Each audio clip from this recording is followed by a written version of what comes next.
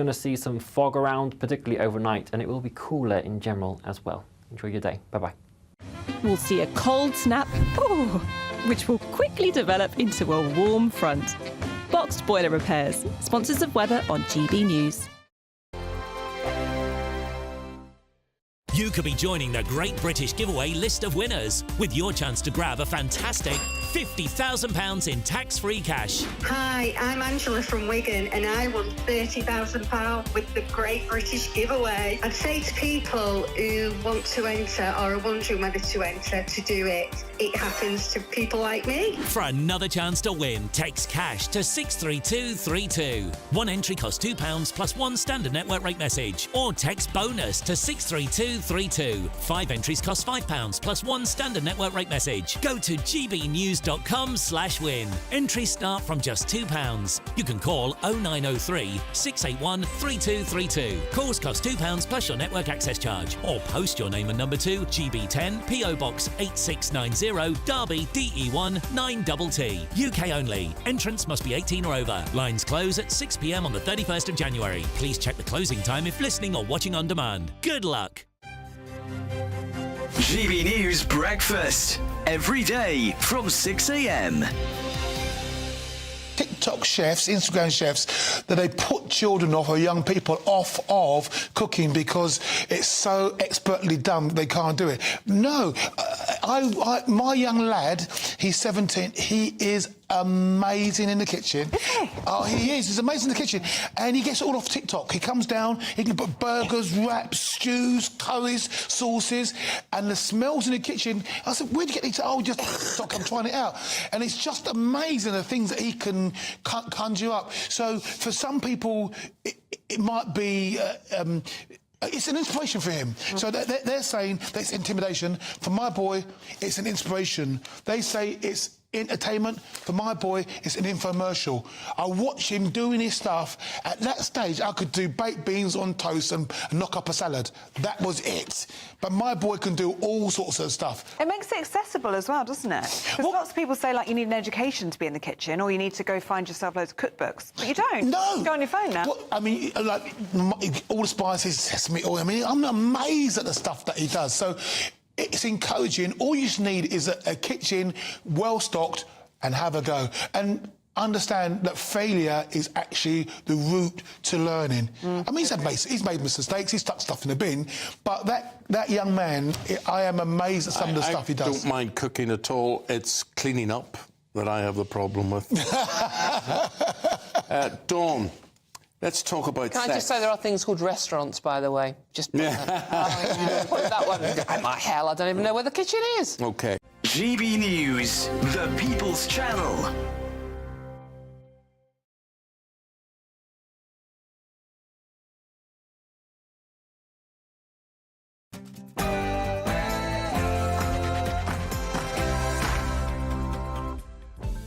Good afternoon, it's 1 o'clock on Sunday, the 12th of January, and this is The Weekend on GB News. Thank you for joining me. Hope you're having a wonderful Sunday out there. Packed show coming up for you, so you don't move a muscle for the next 2 hours, all right? Reform UK leader Nigel Farage accuses Health Secretary Wes Streeting of masking the truth about those grooming gangs after he claimed current public discourse could increase the risk of attacks against British Muslims.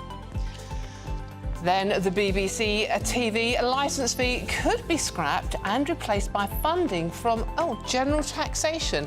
Sources suggest Culture Secretary Lisa Nandy thinks the licence fee has to go, although final decisions have yet to be reached. Is this a good idea, though? And hotel of mum and dad. The proportion of 25 to 34-year-olds living with their parents has risen by more than a third in just under 2 decades. Is that generation just slightly too dependent on the hotel of mum and dad, though? My mum would have thrown me out, by the way, years ago, if that was me. I'm Dawn Neeson, and this is The Weekend.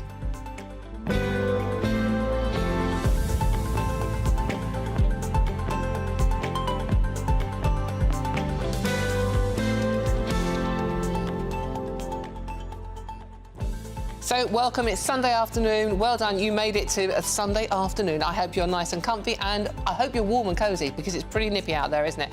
So you don't want to move a muscle for the next 2 hours. We have got the most packed show for you, full of everything you want to talk about and stuff you want to talk about that we're not talking about. Tell me what you want to talk about. Very easy to get involved at gbnews.com/your say and join in the conversation. And say this show is all about you, so it's very important you get involved, and I will read as many of your messages out as I can. Keeping me company on today's show, we have a wonderful broadcaster and journalist, Mike Parry. Ta-da! And equally wonderful former advisor to Jeremy Corbyn, James Schneider. Ta-da! Who has already lent me his cushion, so he's got extra brownie points already. But before we get into today's show, here's the news headlines with Tatiana Sanchez.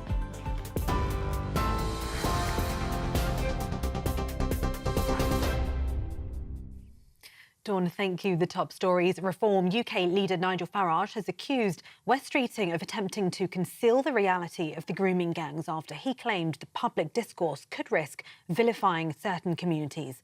The Health Secretary had said the rhetoric around grooming gangs risked causing a second New Zealand mosque massacre, which had killed more than 50 people. Mr Farage told The Telegraph that Mr Streeting's remarks were insulting. That's now as Labour MP Dan Carden has broken ranks from Sir Keir Starmer, joining Andy Burnham in his calls for a national inquiry into the scandal. Fury over grooming gangs has reignited in recent weeks after Labour blocked a national inquiry backed by Kemi Badenoch and Elon Musk. However, Science Secretary Peter Kyle told GB News Labour are dedicated to making a change for victims. Bill that we introduced into Parliament this week, the Child Welfare Bill, had as its central commitment multi-agency cooperation for fact. We would deliver it, and the Conservatives tried to stop it. Now, we didn't just introduce this on the back of a national debate that's happened in the last fortnight. We planned this bill in opposition. We have been drafting it in government. We implemented it last week. There are things we are doing and actions we're taking, and we will continue to do so and deliver for those victims. In other news, the Chancellor will lead a new drive to tackle waste and inefficiency across the public sector in an attempt to get back on the front foot after a week of turmoil in the UK financial markets. Writing in The Telegraph, Darren Jones, the Chief Secretary to the Treasury, said officials will work with the private sector to embrace their ideas, expertise and innovation to further our public services as part of the drive to clamp down on unnecessary spending. Rachel Reeves has been criticised, though, as she visits China to boost relations with Beijing, the Tories accusing her of having fled to China rather than explain how she'll fix the UK's economy. Shadow Chancellor Mel Stride told GB News the Chancellor's judgment has been poor.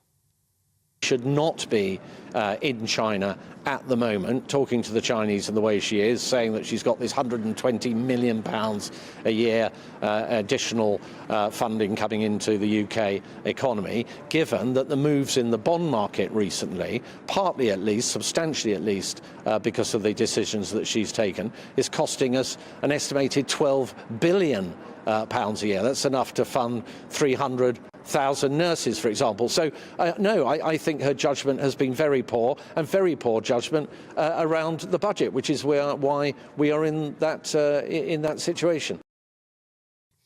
In other news, a man has been arrested after the attempted abduction of a 3-year-old girl in Wolverhampton.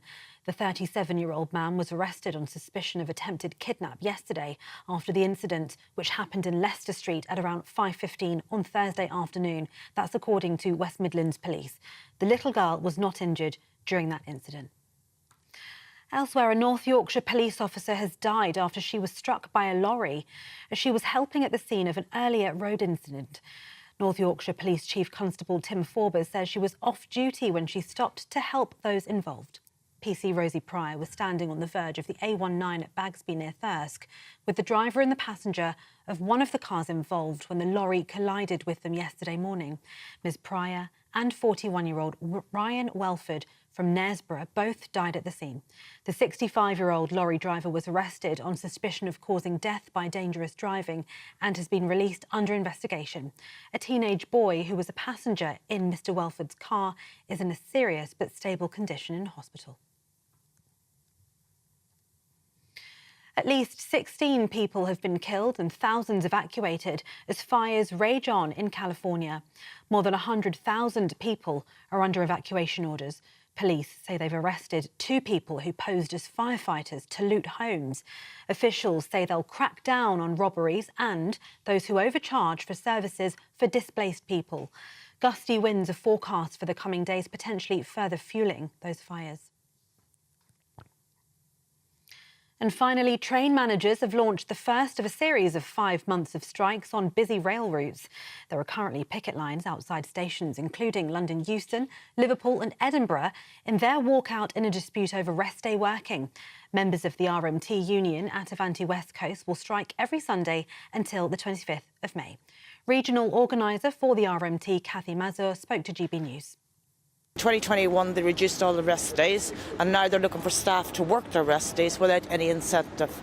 We're looking for a rest day payment for the hard-working train managers. We want proper safety-critical staff on the train, and they are paying their managers £400 a day to work these trains, and that is a big safety issue to us as well. So what we want is for them to come back to the table and negotiate a rest day payment. And those are the latest GB News headlines. For now, it's back to Dawn.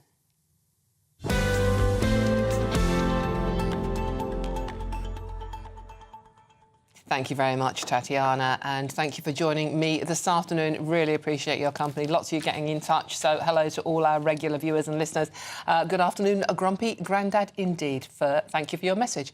OK, now let's get straight into today's stories, shall we? We've got a packed show for you, so you don't need to move a muscle.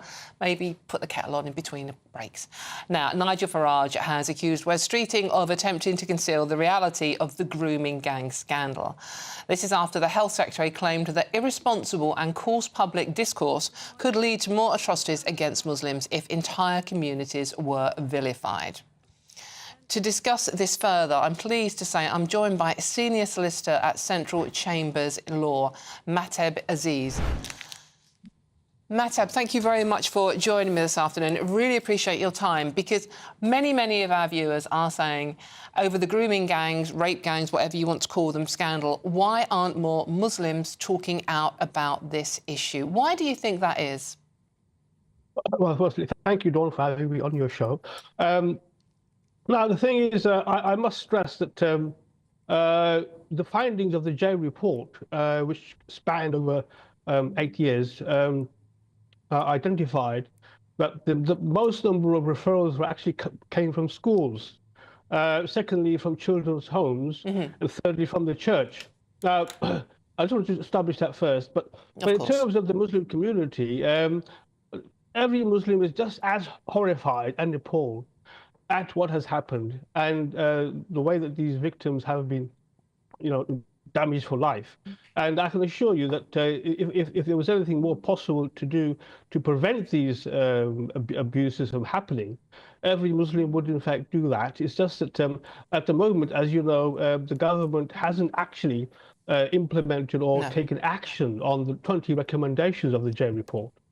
Now, obviously, the 2022 report covered a wide range of our child sex abuse situation, including the church and sports clubs, etc., etc. So what we're talking about today is the grooming gangs, rape gangs, whatever you want to call them, Rotherham, Rochdale, Telford, all of those places. So Wes Streeting has said that talking about this situation, we have to be very careful of the language because Muslims will feel vilified by this. And he raised the spectre of the horrific case in Christchurch where a mosque was attacked. What do you make of what he had to say? Well, Wes Streeting is actually correct in some ways, because what happens is that when you vilify a whole community in this way, there will be repercussions and there will be attacks and there will be harm done. It always happens, and for instance, when Donald Trump labelled COVID as the Chinese virus, there was a whole backlash against Chinese people. In other examples, when we had the AIDS virus, there was a backlash against African people. So it's something which can happen and will happen, and he was quite right to, in fact, call that out. Do you think, I mean, the government seems to be backing away from a legal definition of Islamophobia. What is Islamophobia? Does it actually exist, and do we need a legal definition of it? Well, Islamophobia as anti-Semitism is a very, very important issue, and it does need to be defined. Anti-Semitism is defined, so therefore Islamophobia should be defined, so that people know when they're sending out tweets or messages, so they know that they don't actually breach that definition. Do you think that, I mean, we have laws against governing sort of like racism against various groups. So do you think, though, by legalising an Islamophobic description, it might silence people even more from talking out about situations like the grooming gangs? Well, in fact, there has been a gap. There has been, in fact, a gap in terms of discrimination, because the Equality Act, in fact, although it's very good on racism, wasn't so good on religious racism. Oh, sorry, religious discrimination. And I believe it is something which is necessary, because a lot of it could be any religion. A lot of people of any religion do find that they need an added protection, and Muslims, in fact, no less. OK. And why do you think the government aren't keen on a national inquiry on the grooming gangs? Is it because 80% of Muslims do vote Labour? Well, they did before the Gaza situation. Do you think they are worried about losing votes? Personally, I don't think so, because you have to remember that the J report spanned 8 years and has cost nearly £190 million. And a lot of these recommendations are actually very, very good, but they have yet to be implemented. So I think if you want to, yes, I'd say a national inquiry is better than a local inquiry. Yes, I would say that, but I would say that it's probably premature, because we have to actually implement and actually look at those recommendations and actually put them into place. But to be fair, the original inquiry, the J report, it wasn't specific about the grooming gangs, and many of the victims of that themselves want a national inquiry. They don't want... I mean, Oldham have said, look, please help us out here. We don't want to hold we don't want to hold our own local inquiry. And we know, people connected to the council in Oldham have been connected to the gangs as well. So if the victims want it and the councils involved want it, why shouldn't there be one? As I said, I think there should be one, but I think it's a bit premature, because you have to understand that the purpose of that report was to find the failings in the institutions which allowed these things to happen, and didn't do anything about it. So to have another inquiry when you haven't actually sorted that out, I believe is premature. And in fact, most of the victims are saying what they're saying is because nothing has been done yet about that original J report. This is true. No, neither party have acted on it. Just quickly and finally, because lots of people are asking this question, so I have to ask you, does Islam have a problem with women? Absolutely not. And I gave the example of the wife of the Prophet Muhammad, praise be upon him. She was a well-to-do, successful businesswoman, carrying out her business all those years ago. And in fact, Islam says that Islam places the mother as the highest person you must give respect to. And I could give you many examples. Absolutely, there is absolutely no problem with women at all. And this is unfortunately a misconception. OK, thank you very much for joining us. That's Solicitor at Central Chambers Law, Mahtab Aziz. Thank you very much for joining us today, Mr Aziz. Now, OK, let's see what my panel make of this. I have the wonderful Mike Parry and Jonathan Schneider with me. I'm going to come to you, James Schneider. Sorry, James Schneider. I'm going to come to you first, Mike, on this one. What do you make of what you've just heard? Well... I just can't get it. I'm very disappointed in West Streeting for pulling back on this and suggesting that, if you get too excited and if you start focusing on the most horrific crime I can remember in my lifetime as a journalist, which is nearly 50 years, believe it or not, I can't remember a mass crime like this. Old men raping and bodily damaging young white girls because they were young and white. I just can't get it. I mean, West Streeting to suddenly say, it could end up in a situation like New Zealand where a man attacked 2 mosques and shot a load of Muslim people. That guy was a one-off nutter, right? So to try and drag that out of the history books and say it could happen here, I'm very, very disappointed. The problem is Labour are intent on that you shouldn't mention the M-word, Muslim, you shouldn't mention the P-word, Pakistan, because they know, and I think this is the greatest accusation that can be made against against Labour. You pointed out the statistic that 80% of Muslims vote Labour, or did before Gaza, right? So I'm using your own figures here. But what I'm saying is we know they fear losing Muslim constituencies because in the last general election, they lost 4 to independents who went on a pro-Palestinian lobby, OK? And including Jonathan Ashworth in Leicester East. And West Streeting was one of those as well. West Streeting. So what I'm saying is they are very, very frightened of upsetting Muslim communities. I think on this show 2 or 3 days ago, not this show, but on this station, Simon Danzuk, right, the former Labour MP, he actually said that on one occasion when it was being debated in the Commons, a senior Labour official came to him just before he entered the chamber and said, "Don't mention ethnicity, whatever you do, Simon." They are terrified of raising the real issue. And that, to me, is an horrendous, shocking betrayal of these young girls who've been horrendously attacked and raped. James. So I think we should be focused on protecting kids and on getting the fullest amount of justice possible for all of the victims and not advancing the careers of particular politicians. And I think a really long list of them have behaved quite shamefully over the last week and are pushing basically themselves and their own... Give me an example. Which ones? Name one that you think has behaved appallingly. Oh, well, I've got quite a long list. I think... Give me a couple. OK, I think Kemi Badenoch, for example, who was the Children's Minister, who was then the Women's Minister, who didn't call for an inquiry or really raise this issue at all, then trying to pretend that she's at the front of it. I think that's pretty shameful.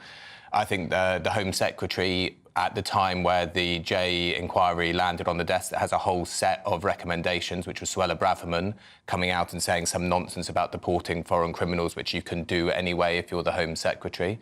I think both governments who haven't brought forward any of the recommendations, as far as I can see, from that inquiry, which was started in 2022, landed on the Home Secretary's desk in the summer of 2023. Lots of very good things in that, like mandatory reporting if someone tells somebody that they have been a victim of it. But very little focus on this issue that we're talking about. Hold on. Yeah. Right.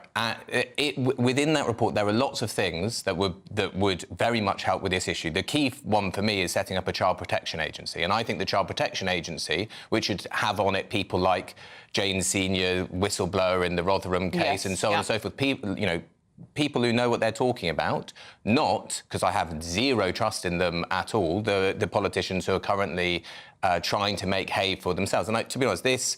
You would include both Labour and Conservative politicians in that, would you? I mean, for example, Jess Phillips took 4 months to respond which I think is so strange and tone-deaf.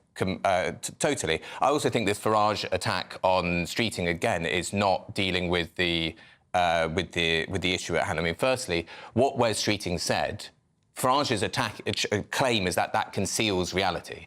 Streeting hasn't said conceal reality. It's like the way in which this is spoken about, which is quite right. We saw only a few months ago when something was presented as being something it wasn't in Southport, what chain of events that set up. We can't discuss the Southport case because it's still a live case, obviously. Fine, but the racist violence, the attacks on mosques, all that stuff that happened. So, of course, the way in which you talk about things is important. But the most important thing that we should be talking about, which none of the politicians really seem to be doing so at all, is to talk about the solutions. When are these recommendations, like mandatory reporting, most important one, child protection agency, and a single statistical information so that we can actually see. So rather than, Mike might make one claim and I might make a counter-claim about, for example, ethnic background, whatever it might be, the data is actually collected, so then we can know. But that's not what they're talking about. They're scoring political points. But James, this whole story is taken on new oxygen because of an investigation by this very station, GBNews. So you can't look back historically and say she didn't do that, he didn't do that. It's been reignited, and what we're looking for is a response from politicians on both sides of the House since it got reignited by the GBNews investigation, which has blown the whole thing apart. apart, and it's much worse than any of us ever thought. So what we want now is sensible politicians to say, action this day, and Wes Streeting is trying to put the lid on that. Look, I'm no fan of Wes Streeting. I don't really think it's fair to say he's trying to put the lid on it. But I agree with you. I haven't heard any of them say on either side, here are these list of, like, very reasoned, well worked out from an expert who has also done a previous inquiry into Rochdale, who knows what she's talking about. These are the recommendations. We've had 18 months. None of this has become law. We haven't passed any statutory instruments or new legislation. Let's write a bill that does this and does this quickly. And then I think, because I don't want the MPs themselves setting up the inquiry, I don't know how they'll do it. I want the Child Protection Agency to do it. Well, a judge, don't we? An independent judge. And yes, but with its mandate set by the Child Protection Agency, people whose only responsibility it's the children. is to children and victims of this stuff. Because regardless of who's done it and who it's done to, this stuff is absolutely vile, and that needs to be taken with why a very do you think high Labour level are of seriousness. so against an inquiry, even in their ability to get the British people to vote for them, in their ability to say to the British people, we cover big issues? They put the Battle of Orgreave into their election manifesto. The Battle of Orgreave was between coal miners and the NUM and the police 40 years ago. They said we're going to have an inquiry into the Battle of Orgreave. Nobody cares about the Battle of Orgreave. Well, some people do care about the Battle of Orgreave. Well, very few compared to what's happening here. But your point is it's not relevant to what we're talking about today. The one thing that worries me, I want to know what you think as well, is that we still have the councils involved in this who are saying that using the phrase Asian grooming gangs is racist. These are the councils who are actually involved in it still, so we're still not facing up to reality of what happened. Now, we give you a government spokesman. Their statement on this, the Home Office issued the following. No child should ever suffer sexual abuse or exploitation, and it is paramount we do more to protect vulnerable children, which is why we are working at pace across government to drive forward real action. And in letters responding to Oldham Council, Safeguarding Minister Jess Phillips has said that she understands the strength of feeling and that a further inquiry into child sexual exploitation in Oldham should be undertaken. But it's added that she was very sorry for the delay in responding to both of the executive's letters. But she said that she believed it is for Oldham Council alone to decide to commission an inquiry into child sexual exploitation locally rather than the government to intervene. What do you make of that one? I can imagine. OK, now, for all the best analysis and opinion on that story, please do go to our website, which is gbnews.com. I'm Dawn Neeson, and this is GB News. There's loads more coming up on today's show, so don't move a muscle. The BBC TV licence fee could be scrapped and replaced by funding from general taxation. Sources suggest that Culture Secretary Lisa Nandy thinks the licence fee has to go, although final decisions have yet to be reached. What do you reckon to that one? Good idea or not? All of that and much more to come. This is GB News, Britain's news channel. We'll see you very soon.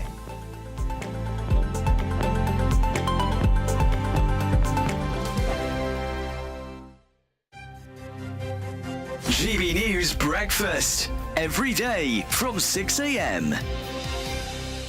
Look, if people want to do veganuary, that's all well and good, but it shouldn't be forced on people, should it? Or even strongly suggested by something like the NHS? It's not being forced on anybody. People can choose in the Wirral or any other NH trust that gets involved whether they want to partake or not. What they're doing are promoting the benefits of a vegan diet. Now, you imagine you're the NHS trust. You've got one person dying every 3 minutes from heart disease, and vegans get much less high blood pressure, much less heart disease than do meat eaters. So surely, if your job is to promote health, then you should let people know these kind of stats. Vegans get less cancer. Red meat is a class 1 carcinogen, classed by the World Health Organization as processed meat definitely causes cancer of the bowel. So it's just letting people know what the health advantages are of reducing or taking meat completely out of your diet and becoming vegan. You get less diabetes type 2, which is a big problem in the UK, less deaths from stroke, and around 1/5 less of all cancers. Imagine it was drugs that had that kind of impact. People would be hailing it and going, wow, this is amazing. To call it about diversity and inclusion, I just think that's a load of nonsense. This is is a move away by public bodies from this compulsory veganism. Look, your speaker from Viva, which is a very hardline animal rights organisation, attempts to talk about the environment and other issues, but really this to them is about animal rights. They don't believe in a world where we should use animals. I completely disagree with the speaker. I respect her right to say that, of course, but I completely disagree. And that's why the NHS and public bodies just shouldn't be getting involved in things that are so controversial. GB News, the People's Channel. Hi there, I'm Michelle Dewberry, and I'm going to take a second to tell you all about my show, Dubes & Co. We start off with the issues of the day. We then bring in both sides of the arguments. We get rid of the disrespect, and then you throw me into the mix. And trust me, I'll tell it exactly how it is. And then, of course, the magic ingredient, you at home. We mix it all together, and what have we got? In my opinion, the best debate show in town. Monday to Friday, 6 till 7 on GB News, Britain's news channel. Mornings don't have to be tiresome, especially if you have the right company. Wake up to news as it happens, opinion and debate, and of course, a little bit of entertainment too. Because when the kettle's on, we're on. That's Breakfast on GB News, a show worth waking up for. Every morning from 6 a.m. Only on the People's Channel, Britain's news channel. We'll spread the news, you spread the word.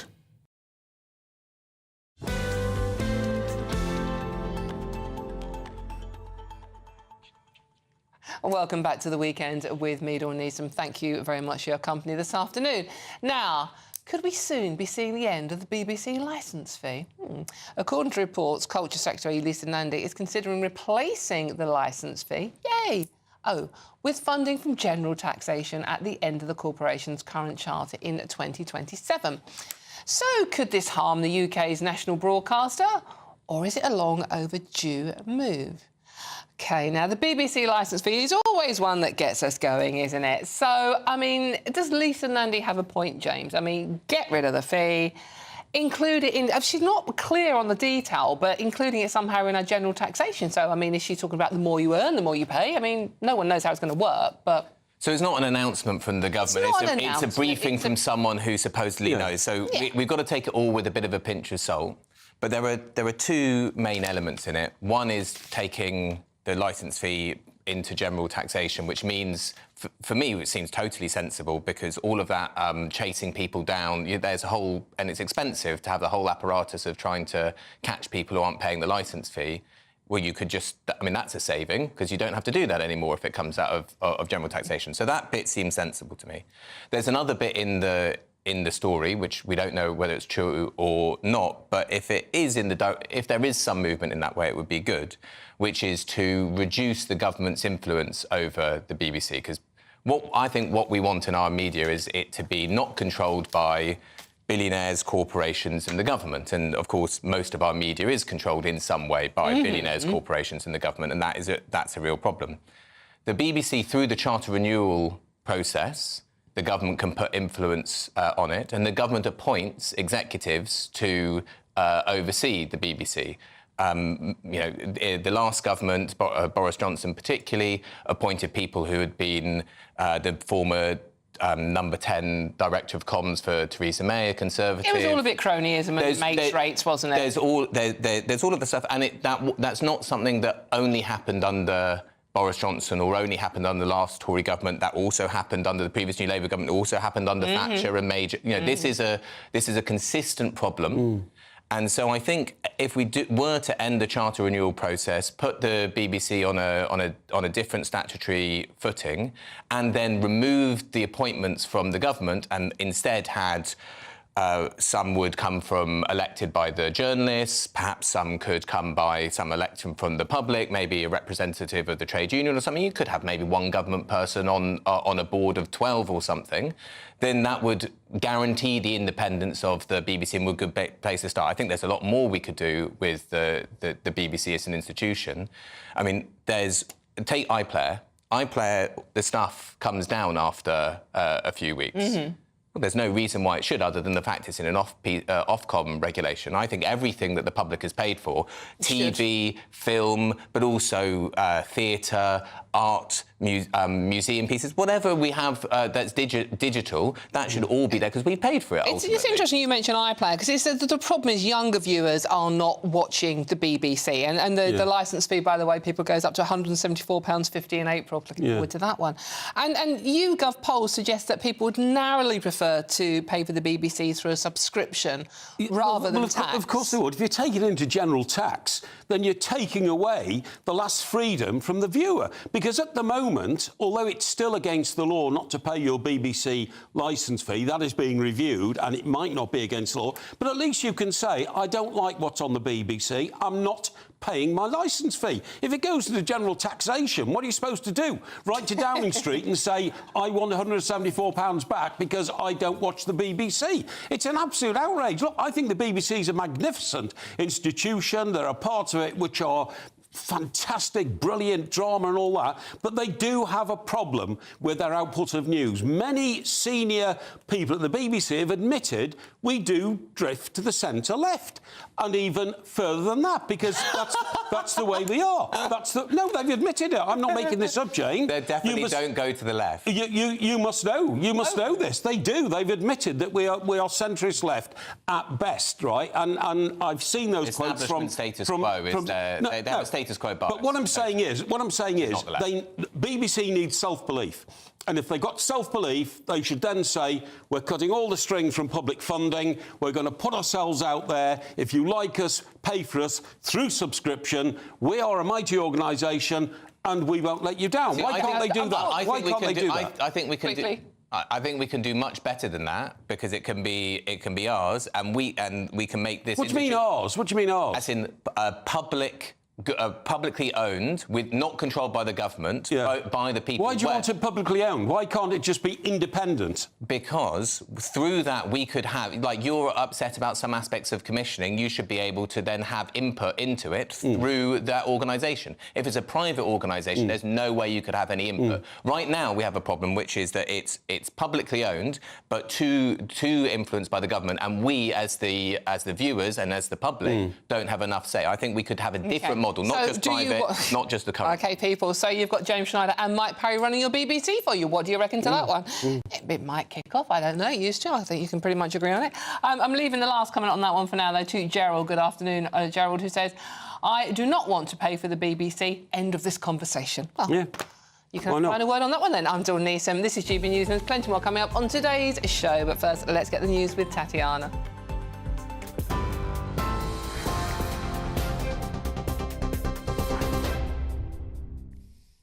Dawn, thank you. The top stories. Reform UK leader Nigel Farage has accused West Streeting of trying to conceal the reality of the grooming gangs after he claimed the public discourse could risk vilifying certain communities.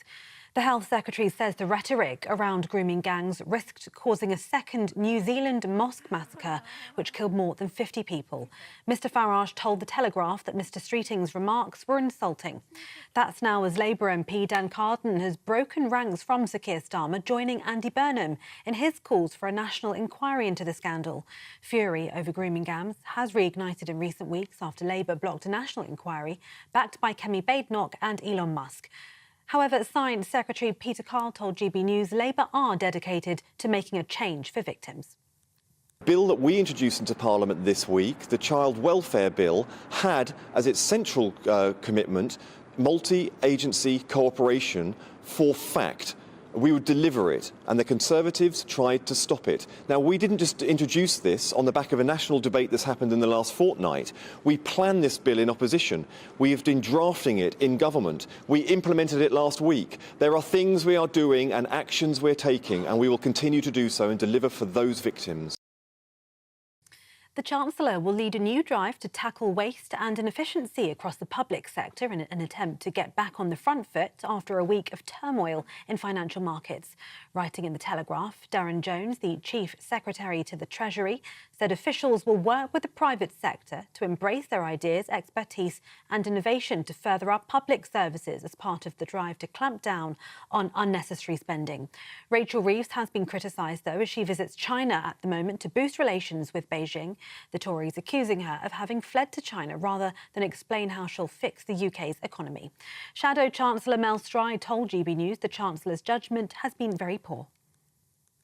Should not be in China at the moment, talking to the Chinese in the way she is, saying that she's got this £120 million a year additional funding coming into the UK economy, given that the moves in the bond market recently, partly at least, substantially at least, because of the decisions that she's taken, is costing us an estimated £12 billion pounds a year. That's enough to fund 300,000 nurses, for example. So, no, I think her judgment has been very poor, and very poor judgment around the budget, which is why we are in that situation. And the UK Health Security Agency has extended its cold weather health alert for all of England until Tuesday. Amber alerts will now run until the 14th of January, meaning a rise in deaths, particularly among those aged 65 and over or with health conditions, is likely. That's according to the agency. Temperatures dropped to minus 13.9 degrees overnight, but the Met Office has said that the cold spell is coming to an end. And those are the latest GB News headlines. For now, more in half an hour. For the very latest GB News direct to your smartphone, sign up to News Alerts by scanning the QR code or go to gbnews.com/alerts.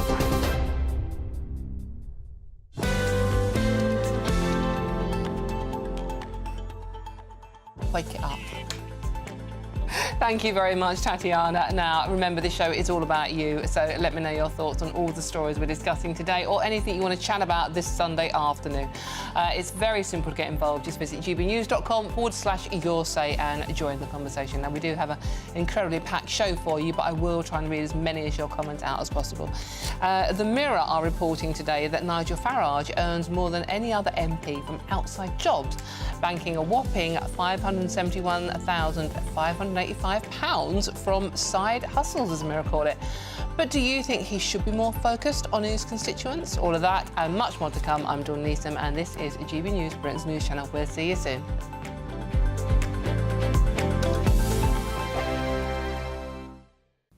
Hello there, this is your latest GB News weather updates provided by the Met Office. There's a misty start for some of us where we do have fog patches in play, particularly across eastern areas of England where high pressure is in charge at the moment, which means we've got light winds, so there's not much action to really help clear that fog out of the way. Elsewhere across parts of England and Wales, there will be some sunny spells in there to enjoy today, but it is going to be another cold feeling day across those southern and eastern parts. Temperatures really struggling for the time of year, particularly where that fog persists locally. We might see not much higher than 0 or 1 degrees Celsius. Further towards the west and the north, though, we are starting to feed in some much milder conditions. So 9 degrees Celsius out here, even for parts of Northern Ireland and Scotland. Here, though, it is going to be a much cloudier day. We've got outbreaks of rain starting to push their way in for the Western Isles and into the Highlands and Northern Isles also. The winds here, though, are going to be strengthening with gales pushing their way in for the northwest as we head throughout today and into the overnight period. Locally, they could turn severe during the early hours of Monday morning as well. Those winds, though, are pushing in from a southwesterly direction all the way from the Atlantic, so they're filtering in some much milder conditions, and by the time we reach Monday morning, temperatures will be reaching double-digit figures across parts of northwestern Scotland. It's another chilly night to come, though, in the southeast. Some patchy frost is possible again for parts of East Anglia down towards Sussex and Kent also. It will be a touch cloudier across England and Wales tomorrow. The sunshine hazier here, and we're going to start to see that band of rain in the northwest slowly push its way southwards, pushing into Cumbria, parts of Anglesey, the far northwest of Wales, so damper day to come here. But still very mild in the northwest, double-digit figures widely for Scotland and Northern Ireland, but again more around 5 to 7 degrees Celsius for England and Wales. That north-south contrast is going to continue throughout the rest of this coming week as well. Enjoy your day. Bye-bye.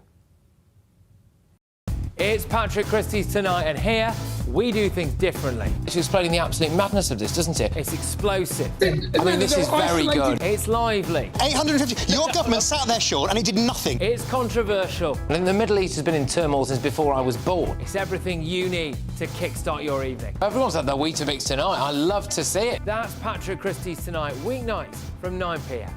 Only on GB News, the People's Channel, Britain's news channel. Join me, Camilla Tominey, for a frank and honest discussion with those in power that cuts through the spin and gets to the heart of the issues shaping our nation. You haven't confirmed that you want to stand as leader, but you haven't ruled it out either. This report basically says that he's not fit to stand trial. Is he indecisive?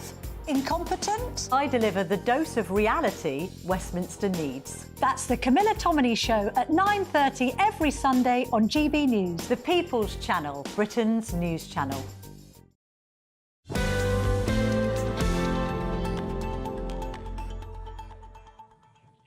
Welcome back to the weekend with me, Dawn Neeson. Thank you for your company this chilly Sunday afternoon. Now, according to the latest figures, Nigel Farage has earned more than, brace yourself, £570,000 on top of his MP salary in less than 6 months since he was elected to the House of Commons. This means the leader of Reform UK earns more than any other MP from outside jobs. OK, let's see what my panel make of this one. I still have James Schneider and Mike Parry with me. They haven't deserted me yet. They're staying for the rest of the show. Mike, it sounds like an awful lot of money, doesn't it? What do you make of this? I like successful people. I like people who work hard. I like people who get out of bed each morning and go and attack the world and say the day is mine and get on with it. And I think that of the 9 jobs he's got, the one that is most sensitive is the fact that he's an MP for Clacton. Now, if the people of Clacton don't like him having all the other jobs and think he's neglecting the people of Clacton, they'll throw him out at the next election. And Nigel's not stupid. He knows that his first responsibility is to those people because they put faith in him. As for everything else, I mean, look, the Mirror is a Labour supporting paper, you know, that everybody knows that, and good for them, you know. I worked for the Daily Express, that was a Conservative supporting paper. But I would say that to start criticising somebody who works very hard and has more than one job is, in my view, an attack on aspiration, an attack on hard work, an attack on the body politic of what makes the world go round, and that is working very hard. Jeremy Clarkson recently wrote in his column in the Sunday Times that he also has 9 jobs, OK? Because he does. Because he's good at what he does. He's very popular. I counted it up when I read this story. I've got 5 jobs, OK? So that's 4 short of Nigel Farage. But the reason I work in various different jobs is, A, because I want to, B, because I have to earn a living, and C, because if everybody else had a commitment to trying to make the world go round, we'd be a better society. James, we just need more people to work. I mean, Nigel admits himself he's a workaholic. We just need more. We need more Nigels. I want MPs to go and attack the day, like Mike says, but I want them to attack the day for the people that they're meant to serve. This is not a thing against Nigel Farage as particular. I don't want any MPs to have these lucrative side hustles. I don't think that's what they are elected to do. I don't think that's what you don't think they should have second jobs, full stop? No, full stop. I wouldn't have any. Okay. Apart from if you have to do a certain number of hours to keep a professional qualification, like a doctor or a nurse or something. And OK, I think there could be some exceptions, like if you are a doctor going and doing some shifts, there is a public value to that. But other than that, no, I think they work for us, and that's what the job should be. I don't think that we should be having MPs who have side hustles here, there, and everywhere. Side hustle? Side hustle? That's an insult. A side hustle? You mean another job? Where do we get real life experience from in MPs if all they do is sit in the House of Commons all day and don't get out there and do it amongst the people of this country? So the side hustle is a quote from the story. That's why I said side hustle. And well, you should have said that. And Dawn said it. Well, listen, that's what Dawn said. I'm just reading out a headline. And what we don't want, very clearly, is making it easier for corporate takeover of our politics, because there already is a very large amount of that. Corporate lobbyists, people are ministers, and then 2 years later they do a job in the same industry that they were supposedly in charge of as ministers. This is what corrodes and corrupts our politics. And so we shouldn't open ourselves up to it. We should say MPs are going to be paid reasonably, and they should do the bloody job. They should do the job. They shouldn't be looking around and saying, how can I use the fact that I'm an MP to get more money doing something else? No, that's not OK. And you know full well they're doing this. And let's turn this around. Let's take whoever's the highest Labour person on that list. Like, take Nigel... Probably a lawyer. Take Nigel Farage out of it. my arguments would be exactly the same. For example, when Jeremy Corbyn was leader of the Labour Party, we had a position that the shadow cabinet couldn't have second jobs. Keir Starmer tried to take a second job with a law firm. We said, no, you can't do that for the very reasons we're saying. They work for us. That's what they should do. If you don't want to be an MP, if you don't want to be an elected representative of the people, no one is making you do that. If you want to go and make money doing something else, and this is the point that does relate to Nigel Farage. If you weren't an MP, if you weren't active in politics, quite a lot of that money wouldn't be available. And you don't want people going into politics because they're going to make a load of money out of it. No, but he's the other way around. He didn't cash in on being a politician. He already had some very good jobs before he became an MP. And the other thing is, the current Labour cabinet, I don't think one single member of the front bench has ever worked in the private sector, have they? That's definitely not true. Name me one who has then, please, because I'm ignorant of it, you know? Most of them have been civil servants, or they've come up through union jobs, or they've been, you know, working in the public sector.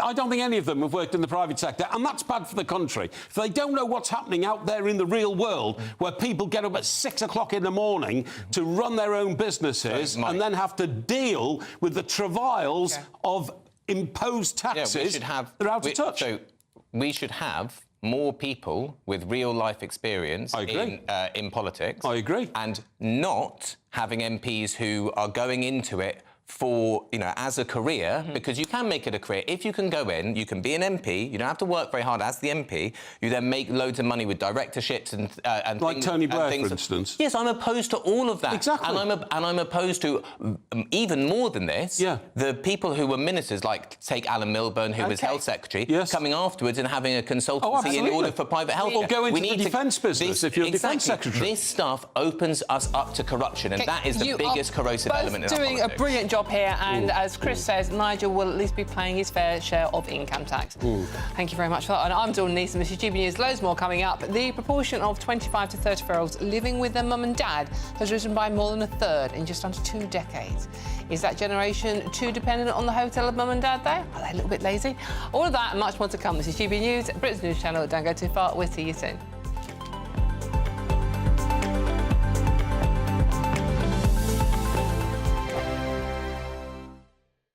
This is GB News, Britain's news channel.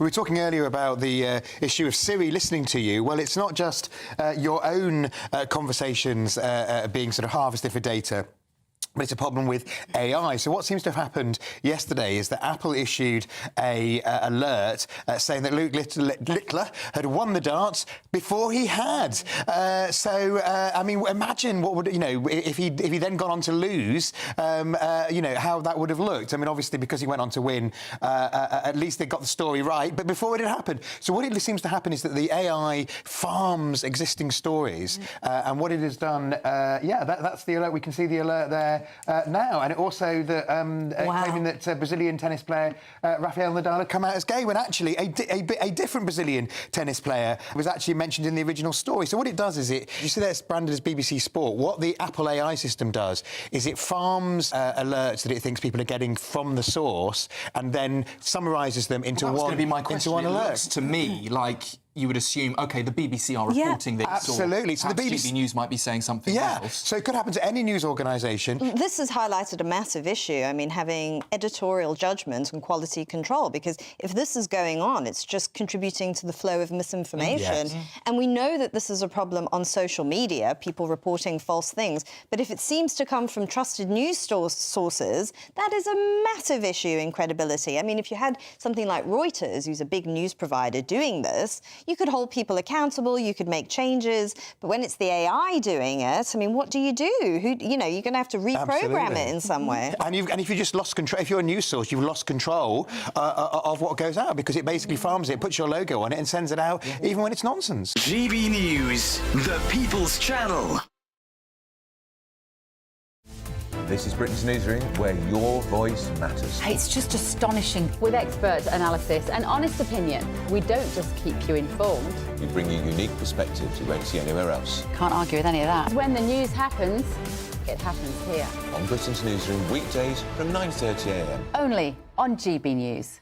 If you want your news to be straight talking, this is a nightmare for the Conservatives again. Down to earth. It's not just Nottingham where this is happening, is it? And most importantly, honest. Hard-working, middle-class taxpayers, they'll get their book thrown at them. Then catch me, Martin Daubney, Monday to Friday, 3 till 6 p.m. on GB News, Britain's news channel. Join me, Nana Akwe, for an informative, interactive news programme with a difference. It's fun. No, he didn't say that, Dave. I'm so surprised. I think there's an element of truth to that. Join me from 3 p.m. every weekend, only on GB News, Britain's news channel.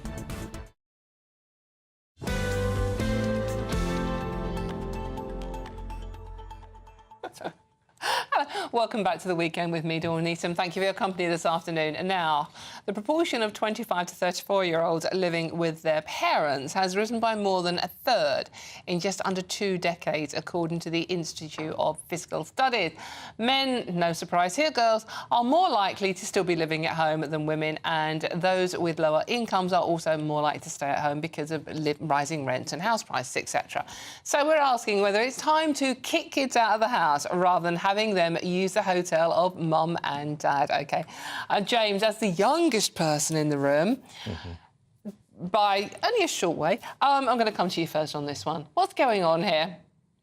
Well, rents are ridiculously high and people can't afford to get on the housing ladder. So all of these people? There's a lot of them. Well, I think if you see that this is rising a lot over the last couple of decades, and you also look at how expensive housing has got relative to wages over the last 2 decades, when average wages, adjusted for inflation, haven't gone up, and the rent, I can tell you, has very much gone up, it seems pretty obvious what's going on. And so if we want to do something about it, saying we need to kick them out or they're lazy or whatever, it's like very obviously the changing economic circumstances is forcing people to stay at home. So we need to fix the housing crisis to, you know, if you want to get them out of the house... How do you do that? How do you fix the housing crisis? You build more houses, but we consistently don't.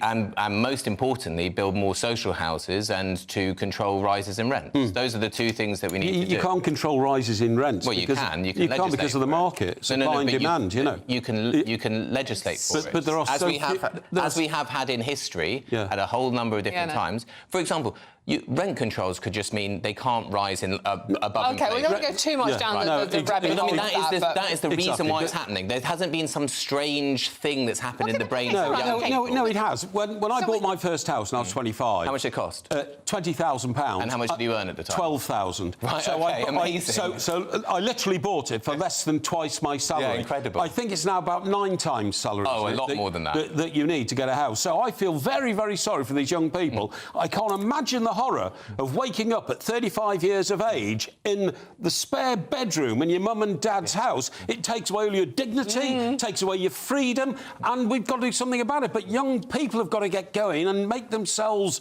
more of a voice in our society for demanding housing. There must be something going on, because why is it one sex affected more than the other?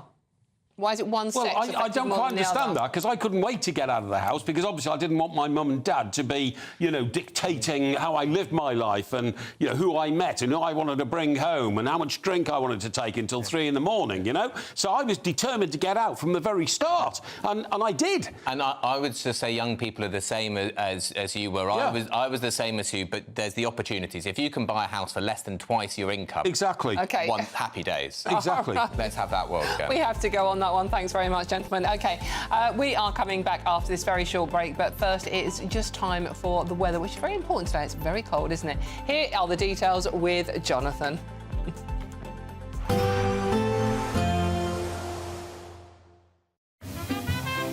Heavy showers first thing will be followed by a warm, cosy day. Boxed Boilers, sponsors of weather on GB News.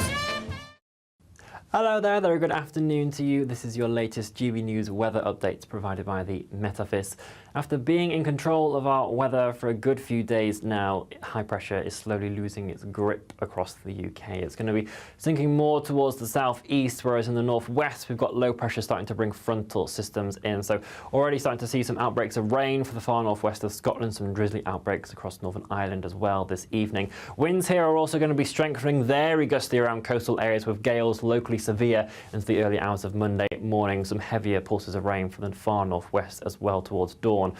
A calmer, drier night to come for England and Wales, but here it is going to be quite chilly. Some patches of frost possible for eastern Wales across areas of England as well. So as you start off Monday morning, it is generally the southeast that is going to see the calmer and generally more settled conditions. There is going to be less sunshine around on Monday compared to what we are seeing today. It will be hazier in nature as this cloud is pushing its way in ahead of this frontal system that will be sweeping its way in for Northern Ireland, more widely now into areas of Scotland. Some heavy pulses of rain around the hills, but notice how much milder it is in the northwest. Temperatures 10-11 degrees Celsius here even as we start off Monday morning.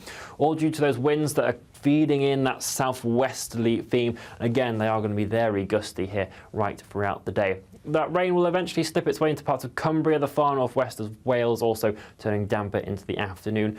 Drier elsewhere for England and Wales. Once again, widely cloudy, though temperatures here struggling around 5 to 7 degrees Celsius, but widely double digits for Northern Ireland and Scotland.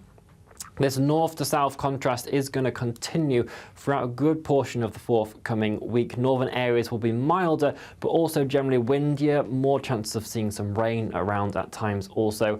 In the south, whilst drier for a part, it is going to see some fog around, particularly overnight, and it will be cooler in general as well. Enjoy your day. Bye-bye. There will be a light breeze in the morning, leading to a warm front. Boxed heat pumps, sponsors of weather on GB News.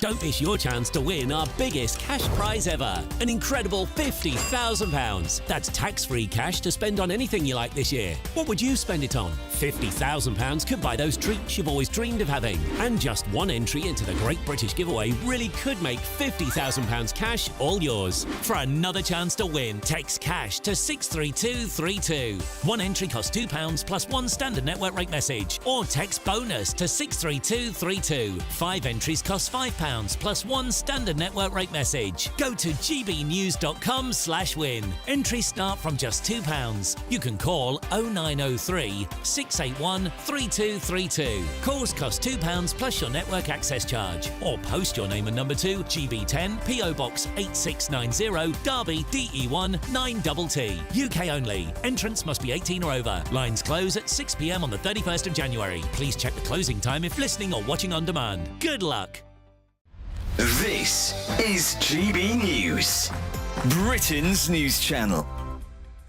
And then fashionistas are keen to see which new trends are set to hit the catwalk. Well, our next guest is very well placed to share her predictions with us after being a contestant on hit ITV series Dress the Nation, as well as being an upcycling and sewing consultant. Wow. Joining us now is Tendai Murewe. I want to go back to you appearing on the ITV Dress the Nation. Right. Tell us about that experience. What was that like? Oh, that was one of my highlights as a upcycling consultant. I learned to sew in my kitchen 5 years ago. And then, during COVID, just making masks. Then the next thing I was on a Dress the Nation, making dresses in front of TV. Yeah, it was just incredible. I think we all had all these clothes that we have, but we don't know what to do with them. So mainly I started with men's jackets, taking off the sleeves and putting it like a print on. I've tried this. I've tried taking off my sleeves before. I now have about 3 jackets with no sleeves. I never managed to put them back on. You need to come to a workshop. You need to come to a workshop. I need an upcycling consultant. 2025. What can we expect, fashion-wise? I think bold prints are back. People are loving. I think you walk on the streets in frollals and oversized men's jackets. So the exact opposite. We have drastically underperformed this morning. You're just saying not like us. We just woke up this morning and thought it's winter, it's cold, it's grey. Grey, miserable. Is that not the way to go? No, it is. I think because fashion is expressive. It's whatever you want to express yourself. GB News, the People's Channel.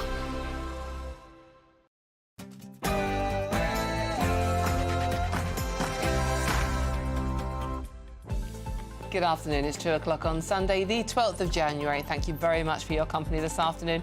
This is the weekend on GB News, and we've got a packed show coming up for you, so you don't need to move a muscle. Right, she may still be in China, but Rachel Reeves will launch a war on waste to stabilise public finances and a growing disquiet from her MPs over her handling of the economy. But is this too little, too late for the Chancellor? And then civil servants will no longer be labelled transphobic for expressing gender-critical beliefs under new guidelines in an effort to end what some are calling the climate fear trans policy. Should companies follow suit?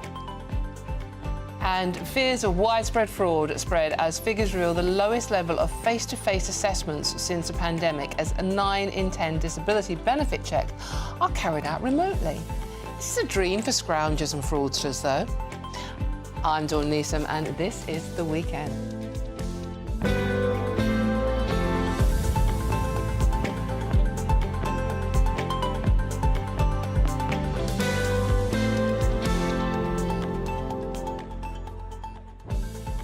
But this show is nothing without you and your views. You're the important ones here, especially on a chilly Sunday afternoon. I hope you're staying warm and safe out there. So let me know your thoughts on all the stories we're discussing today by visiting gbnews.com/yoursay and joining our conversation. Keeping me company on today's show is former advisor to Jeremy Corbyn, James Snyder, and broadcaster and journalist Mike Parry. Thank you very much, gentlemen. But before we get into today's stories, let's get those news headlines with Tatiana Sanchez.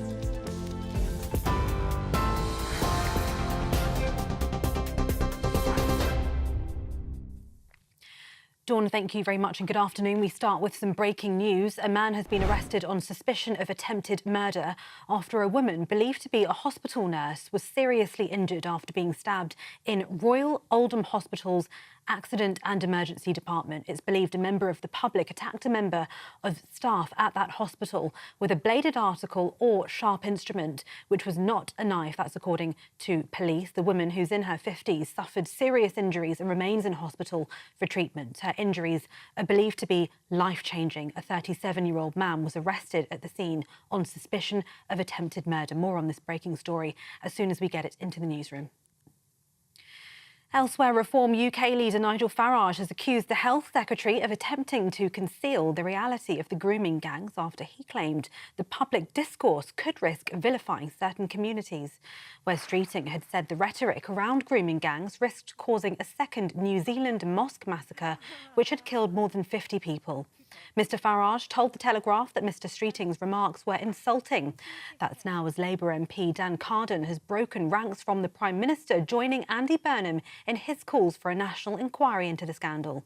Fury over grooming gangs has reignited in recent weeks after Labour blocked a national inquiry backed by Kemi Badenoch and Elon Musk.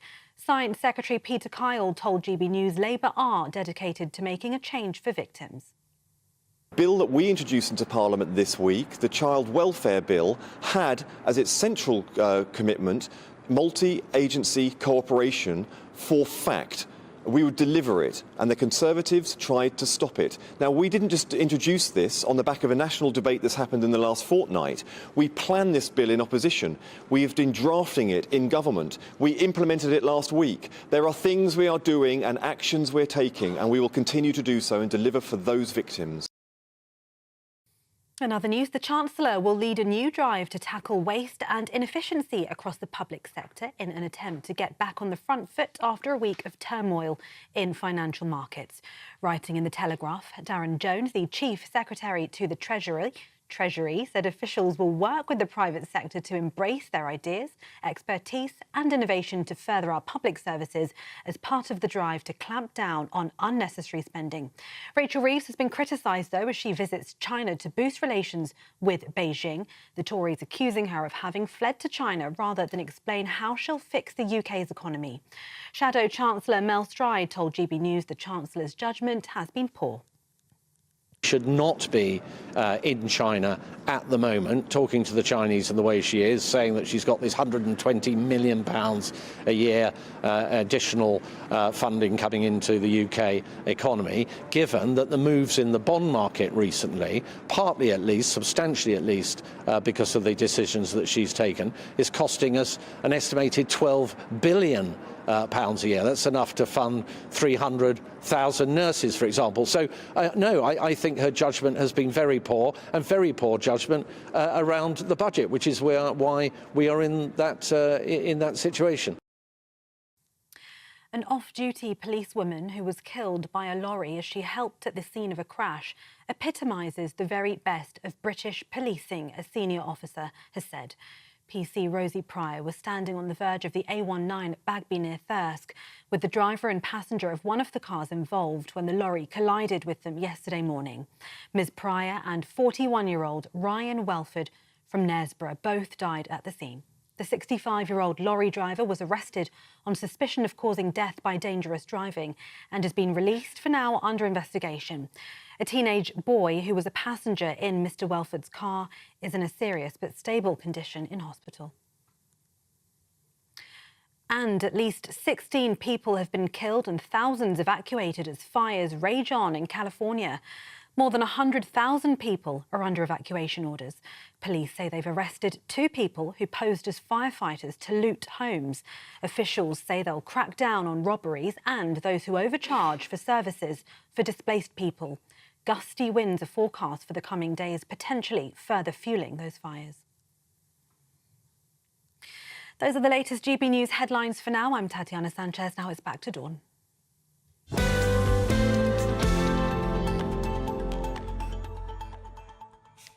Thank you very much, Tatiana. Right, OK, let's get straight into today's story, shall we? Because we've got a packed show, and I'm going to read out as many messages as I can from it. Oh, which reminds me, I just wanted to read this one out. Earlier, if you missed it, you can get it on catch-up.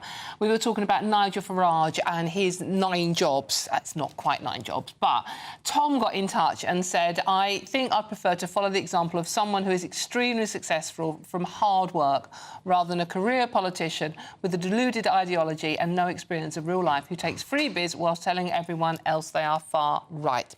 Can't think who you're possibly talking about there, but keep those messages coming in. Join in conversation, gbnews.com/your say. Now, we could talk about another story on the front page of your Sunday papers. This one is about Rachel Reeves.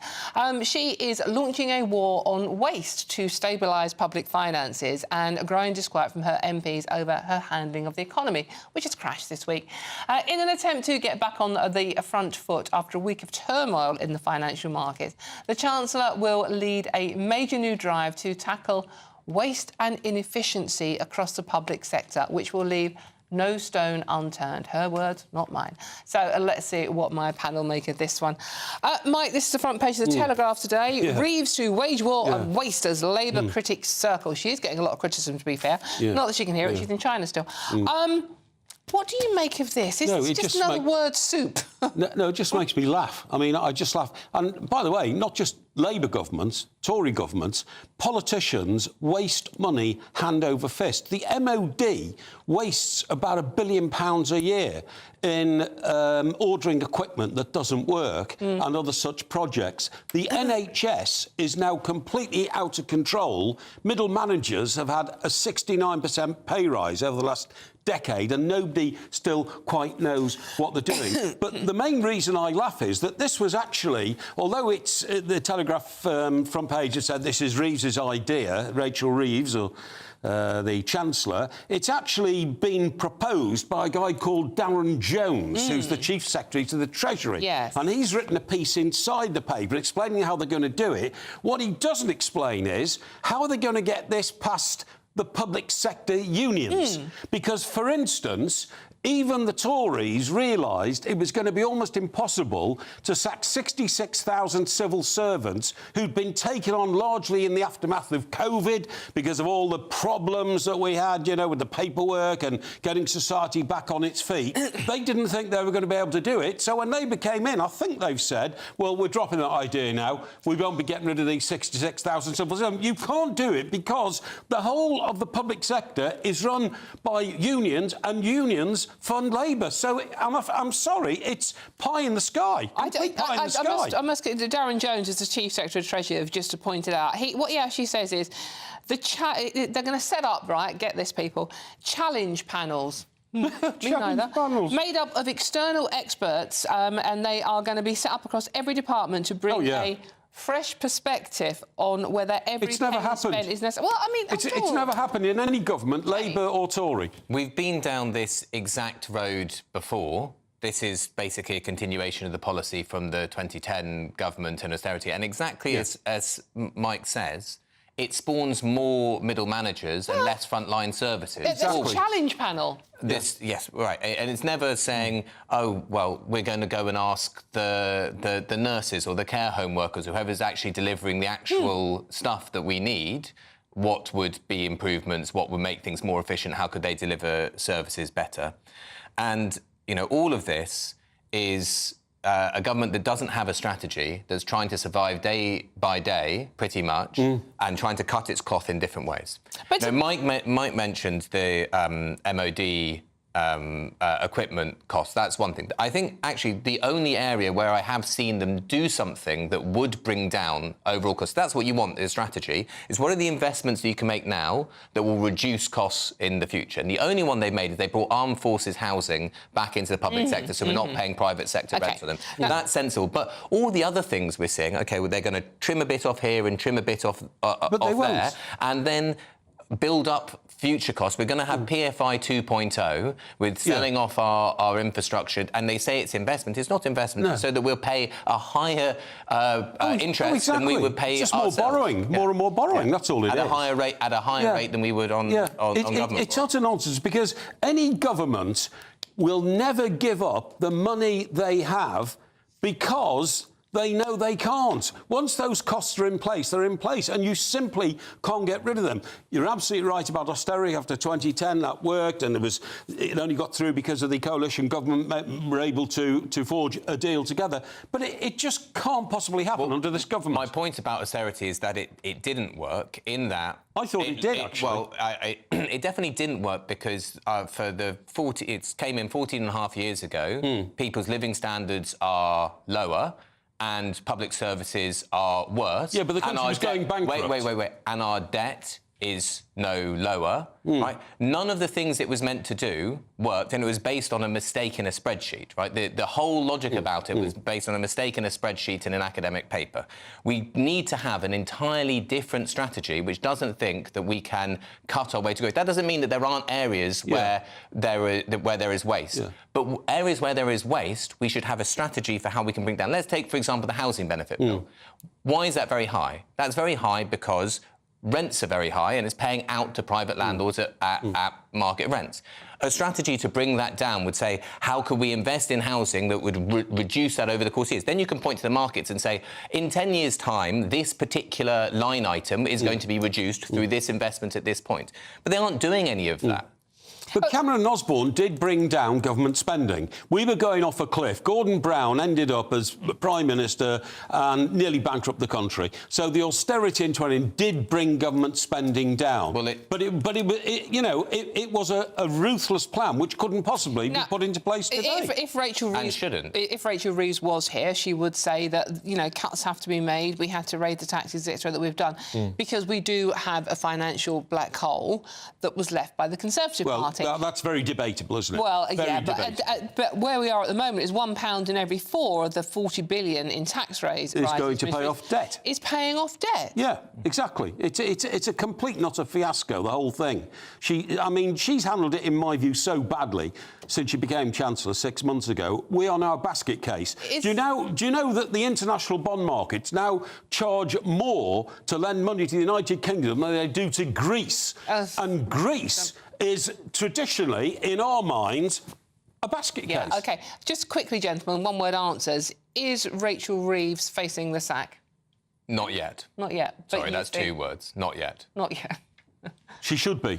Right. I'm sorry, I don't think she's got it right at all. She should be. OK, interesting. What do you think? GBNews.com/your say. Is Rachel Reeves a dead woman walking? All the best analysis and opinion on that story and more. Please do go to our website, which is at gbnews.com. Now, Oh, do you fancy some more taxes? Yes, we haven't had enough, have we? Brace yourself. People holidaying in the UK could be made to pay an extra up to £12 a night tourist tax. Mail Online says Chancellor Rachel Reeves, yes, her again, is considering the move in a bid to help close the government's, again, budget black hole. The Treasury is reported to be exploring the move, which would see similar charges applied to staying on a UK campsite, caravan park or in a hotel, as for staying in some resorts in Spain and France. France already has this policy and it does raise a lot of money for the government. So, is it a good idea for here, James? Well, we shouldn't pay it. There are... So just tourists, not native Brits? There are... there do seem to be some cases where it could be applied for some things for tourism, as long as it didn't undermine the sector. So there could be an argument for it. But again, this is this is Treasury brain, right? The civil servants in the Treasury, they have a big spreadsheet, a list of different little ways they can pick our pockets. Never how they're going to take on the biggest multinationals, the biggest companies, the richest people. How are they going to pick our pockets? And this is one of them that they've just handed over, and it's probably been floated in the media to see what we think. Well, it could raise £1 billion, in theory, they would say. OK, and if it does, we should be exempt from that. Most tourists... Who's we? People who live in Britain. As in if you're doing domestic tourism... Right, so if you go to Cornwall, if you I go to Cornwall, it. no, but if it's fair enough if, say, saying people come from abroad, that puts particular strain on services or whatever, there should be more money for local services. OK, I can accept that argument. What I can't accept is just an extra way to pick our pockets a little bit. Yeah. And so I would say if there is good evidence which suggests this has worked well in Spain, in France, or wherever it might be, and it raises some money, and that money is put to good use in helping the community where the tourism is, I'm all fine for that. What I don't want is for people who live here to have another charge for going and seeing other parts of our own country. I tell you, I'm completely the opposite. All taxes kill businesses. We know that because it's starting to happen in this country. Shops are starting to close on the high street. Next, one of the most successful high street retailers are paying £71 million extra in the next year because of the tax that Rachel Reeves has put on employing people. Taxes kill industries. And if you put a tax on tourism, which is one of the most successful industries in this country... £250 billion a year. Exactly, because people come from all over the world to see Windsor Castle, to see the royal family, to see the beautiful English countryside, right? You put a tax on that, you'll kill it. And, James, That's why, Mike, that's why I said...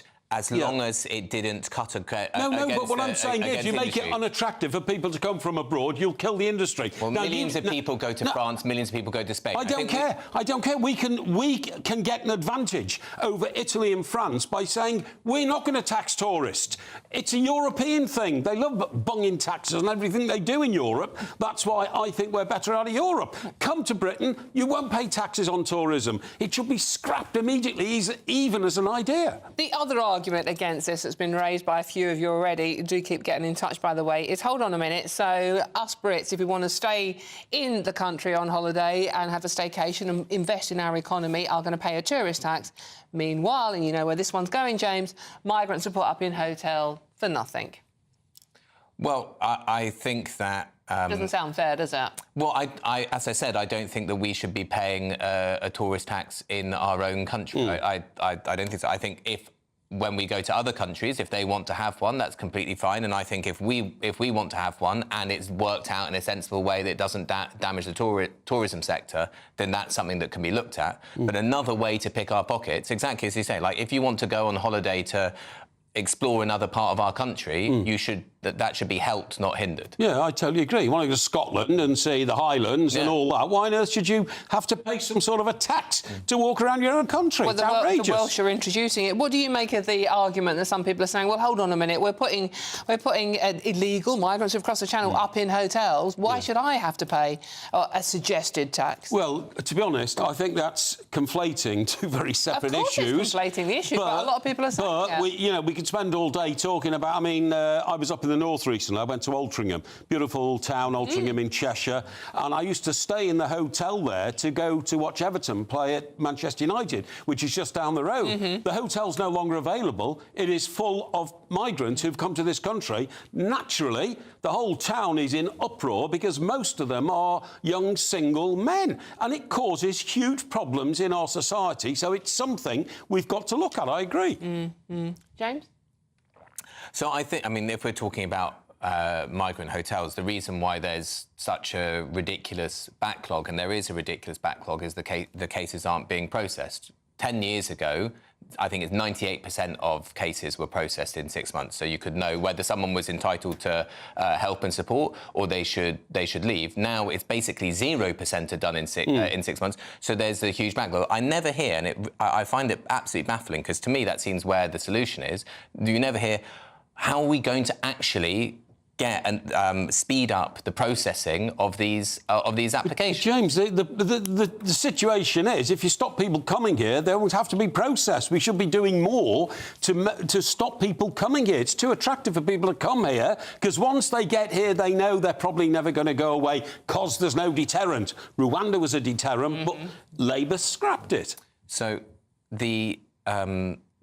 Actually, I just want to read this out. We're running out of time, unfortunately, but I just want to read this one out. Talking of taxes, Ray, good afternoon, Ray, says, how about a stupid tax? Rachel, the tea lady from accounts, that's a bit harsh, would be the highest contributor. OK. Bit harsh? Yeah. What people are saying. Let me know what you think about all of this. I mean, would you be happy to pay a tourist tax to stay in your own country, go on holiday, summer break, quick summer break, pay a tourist tax while migrants potentially in the hotel next door are getting the whole lot for nothing? What do you reckon? gbnews.com/your say. I'm Dawn Neeson. This is GB News, and there's loads more coming up on today's show, including, get this one, civil servants will no longer be labelled transphobic for expressing gender-critical beliefs, which basically means saying a biological woman is a woman, OK? This is under new guidelines in an effort to end what some are calling the climate of fear trans policy. Should other companies follow suit? All of that and much more to come. This is GB News, Britain's news channel. We've got time to put the kettle on, but don't go for too long. See you soon.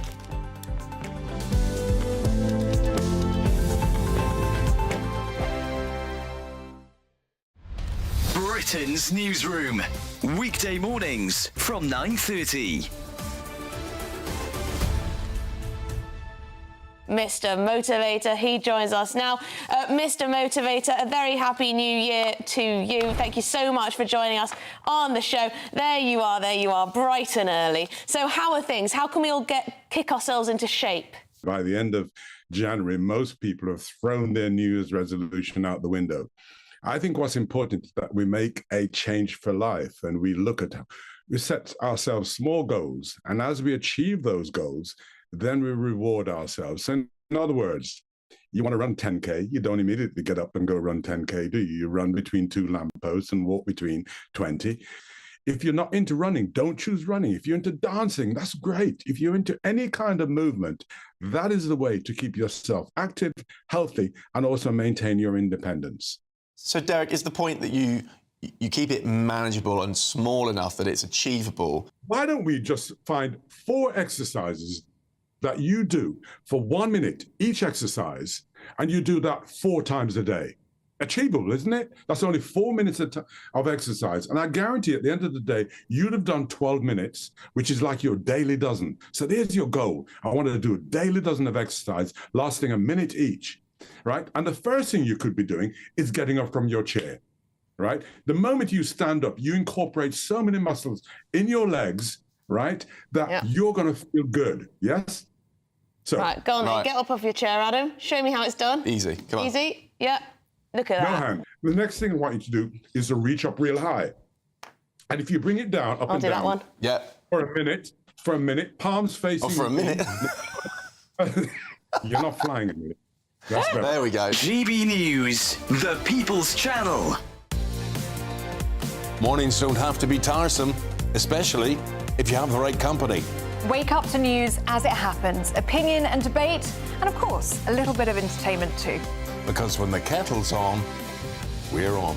That's Breakfast on GB News, a show worth waking up for. Every morning from 6 a.m. Only on the People's Channel. Britain's news channel. We'll spread the news, you spread the word. Hi there, I'm Michelle Dewberry and I'm going to take a second to tell you all about my show, Dubes & Co. We start off with the issues of the day. We then bring in both sides of the arguments. We get rid of the disrespect. And then you throw me into the mix. And trust me, I'll tell it exactly how it is. And then, of course, the magic ingredient, you at home. We mix it all together and what have we got, in my opinion, the best debate show in town. Monday to Friday, 6 till 7 on GB News, Britain's news channel.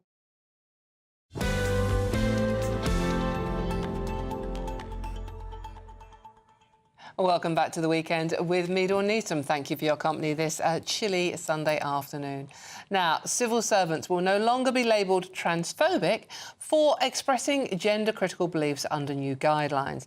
This comes after a former civil servant was left with no choice but to resign after facing workplace backlash for her gender-critical views and raised the alarm about a politicised climate of fear in Whitehall.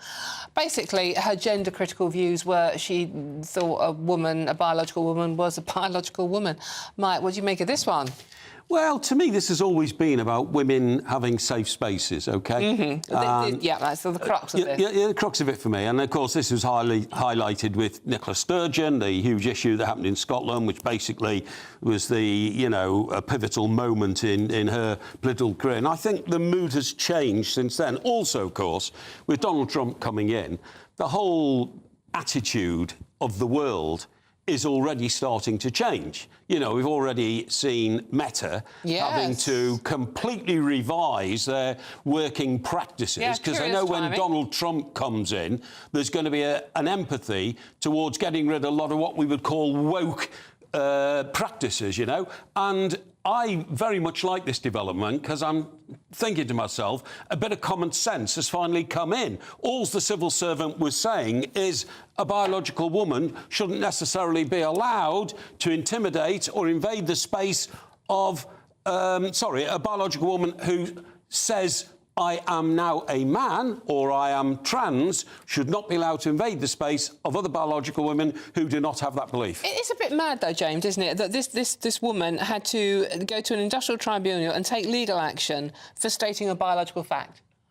Well, I don't think that is the case, and we don't have the detail. Saying a biological woman is a woman is not something that she would have got into any trouble about, because that's... Well, it seems to be what happened to her here, to be honest. These stories are always very hard to talk about the details of an employment case. Obviously, it's an employment case. But as the general point, and, as you're saying, should this be extended to companies and all the rest of it, you've got, in any organisation, there are two levels of what your policy should be. Right? One is compliance with the law, and then the second is what's the kind of culture that you want to have in your workplace. And so the first is whatever anybody is doing, is that breaching any law? And we've got some new judgment based on this. Yeah. It's going to change the guidelines. So that tells you where the law is, and that's one thing. And that's a fact, right? That doesn't matter whether you like it or not. That's where that is. And then the next thing is, how do you have an environment in which people of different types can get along with each other? And tolerance. And all of those things, and being decent to each other and so on, and all of that stuff is not what you can legislate for. That's stuff to do with how a team operates, how it's managed, guidelines, but guidelines that always have to have some wiggle room, because it's down to interpersonal interactions. Now, let's not take this particular case and this particular person, but you can imagine someone who's entirely complying with the law as it now says, but is being interpersonally unpleasant for no reason to somebody else. That's a different case, isn't it? I'm not.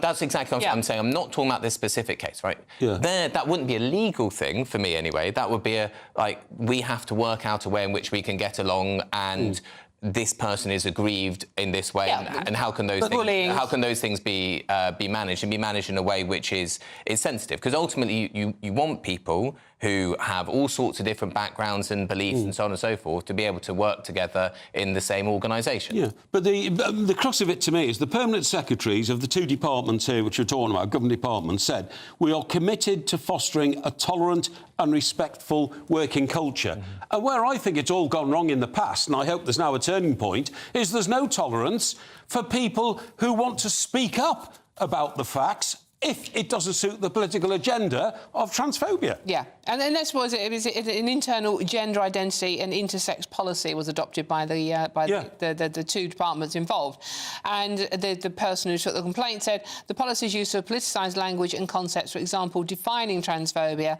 as including the denial or refusal to accept someone's gender identity, meant that civil servants were effectively compelled to recognise men as women. Yes, exactly.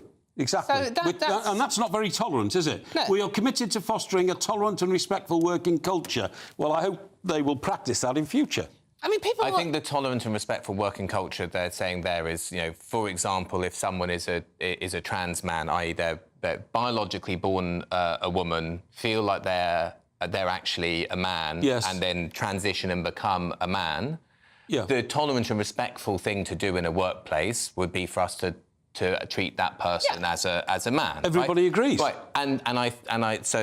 and here, right, we're supposedly on different sides of this argument, but actually we agree. But my point here is, when you're talking about, like, basic level of human decency, like, you wouldn't be unpleasant to someone who was born a man, who's transitioned to being a woman, I wouldn't. who are in the same workplace. But I wouldn't then insist to my workforce, you will accept the fact that this person enjoys the same lavatory facilities as you. That's I what just this wouldn't do policy it. was about, You know, yes. I would say we're going to have to make some provision for this person because it's different. Not hit people on the head and said, you will recognise it.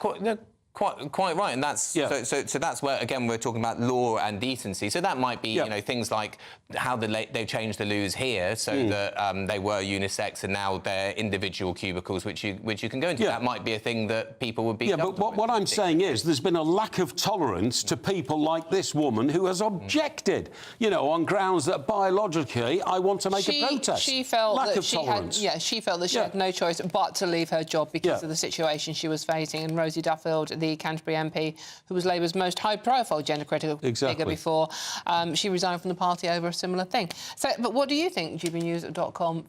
Is this a victory for common sense, basically? I'm Dawn Neeson, this is GB News. There's loads more coming up on today's show.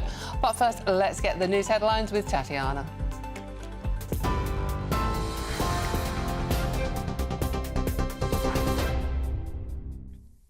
Dawn, thank you. The top stories. Reform UK leader Nigel Farage has accused the Health Secretary of attempting to conceal the reality of the grooming gangs after he claimed the public discourse could risk vilifying certain communities.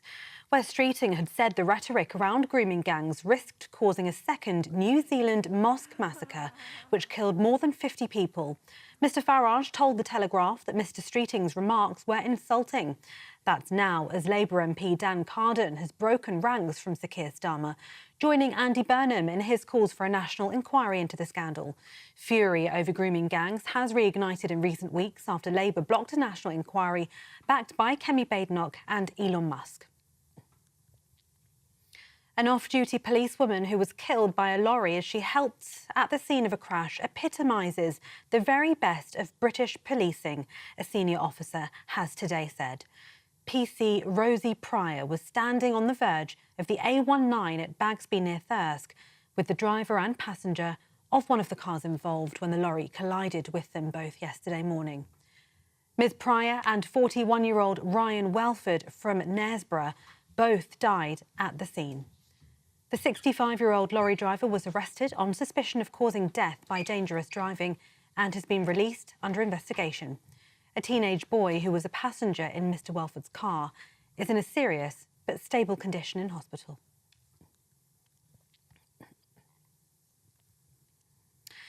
And the UK Health Security Agency has extended its cold weather health alert for all of England until Tuesday.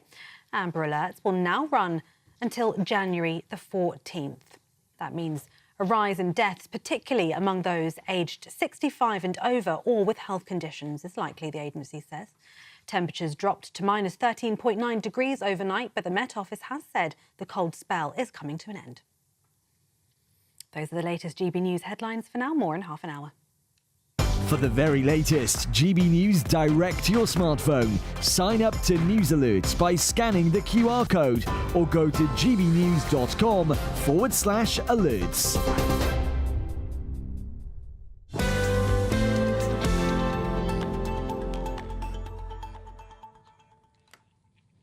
Thank you very much, Tatiana. Now, there's plenty more coming up on today's show. But before I tell you what we have lined up for you, Nana's show is on at 3 o'clock, straight after this one, and she joins us now. Nana, yesterday was a cracker. What have you got today for us? Well, another really busy show. Yesterday we talked a lot about Shamima Begum, and I'm pleased to say that at just after 5, Andrew Drury will be live in the studio. He's pretty much the only person that has interviewed Shamima, and I think that he has a very different opinion to what he thinks should happen with regard to whether she should be allowed in this country than Nigel. Also, do you trust Rachel Reeves to reduce government spending? In fact, do you trust Rachel Reeves at all? Should she go? Is it time for her to just get out and move on? Because so far, her policies don't appear to be doing the right thing. She's come back from China with £600 million, which is over the Parliament, which is just over 100 million a year. That is not very much. And you literally couldn't make this up. In my niggle, I will take on Sir Tulip Sadiq head on, the anti-corruption minister that's been investigated for corruption. I know, you couldn't make it up, could you? That's Nana's show. That's at 3 o'clock, straight after this one. Thank you very much, Nana. You don't want to miss that one. It was a real cracker yesterday, and today promises to be exactly the same. Thank you, Nana.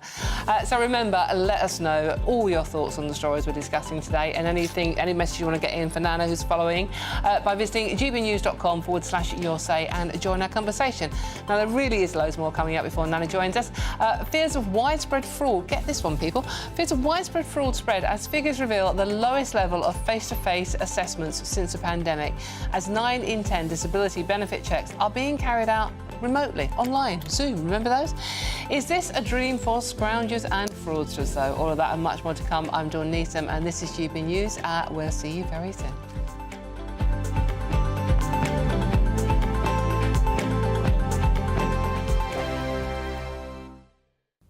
Hello there, this is your latest GB News weather updates provided by the Met Office. It's a misty start for some of us where we do have fog patches in play, particularly across eastern areas of England where high pressure is in charge at the moment, which means we've got light winds, so there's not much action to really help clear that fog out of the way. Elsewhere across parts of England and Wales, there will be some sunny spells in there to enjoy today, but it is going to be another cold feeling day across those southern and eastern parts. Temperatures really struggling for the time of year, particularly where that fog persists locally. We might see not much higher than 0 or 1 degrees Celsius. Further towards the west and the north, though, we are starting to feed in some much milder conditions. So 9 degrees Celsius out here, even for parts of Northern Ireland and Scotland. Here, though, it is going to be a much cloudier day. We've got outbreaks of rain starting to push their way in for the Western Isles and into the Highlands and Northern Isles also. The winds here, though, are going to be strengthening with gales pushing their way in for the northwest as we head throughout today and into the overnight period. Locally, they could turn severe during the early hours of Monday morning as well.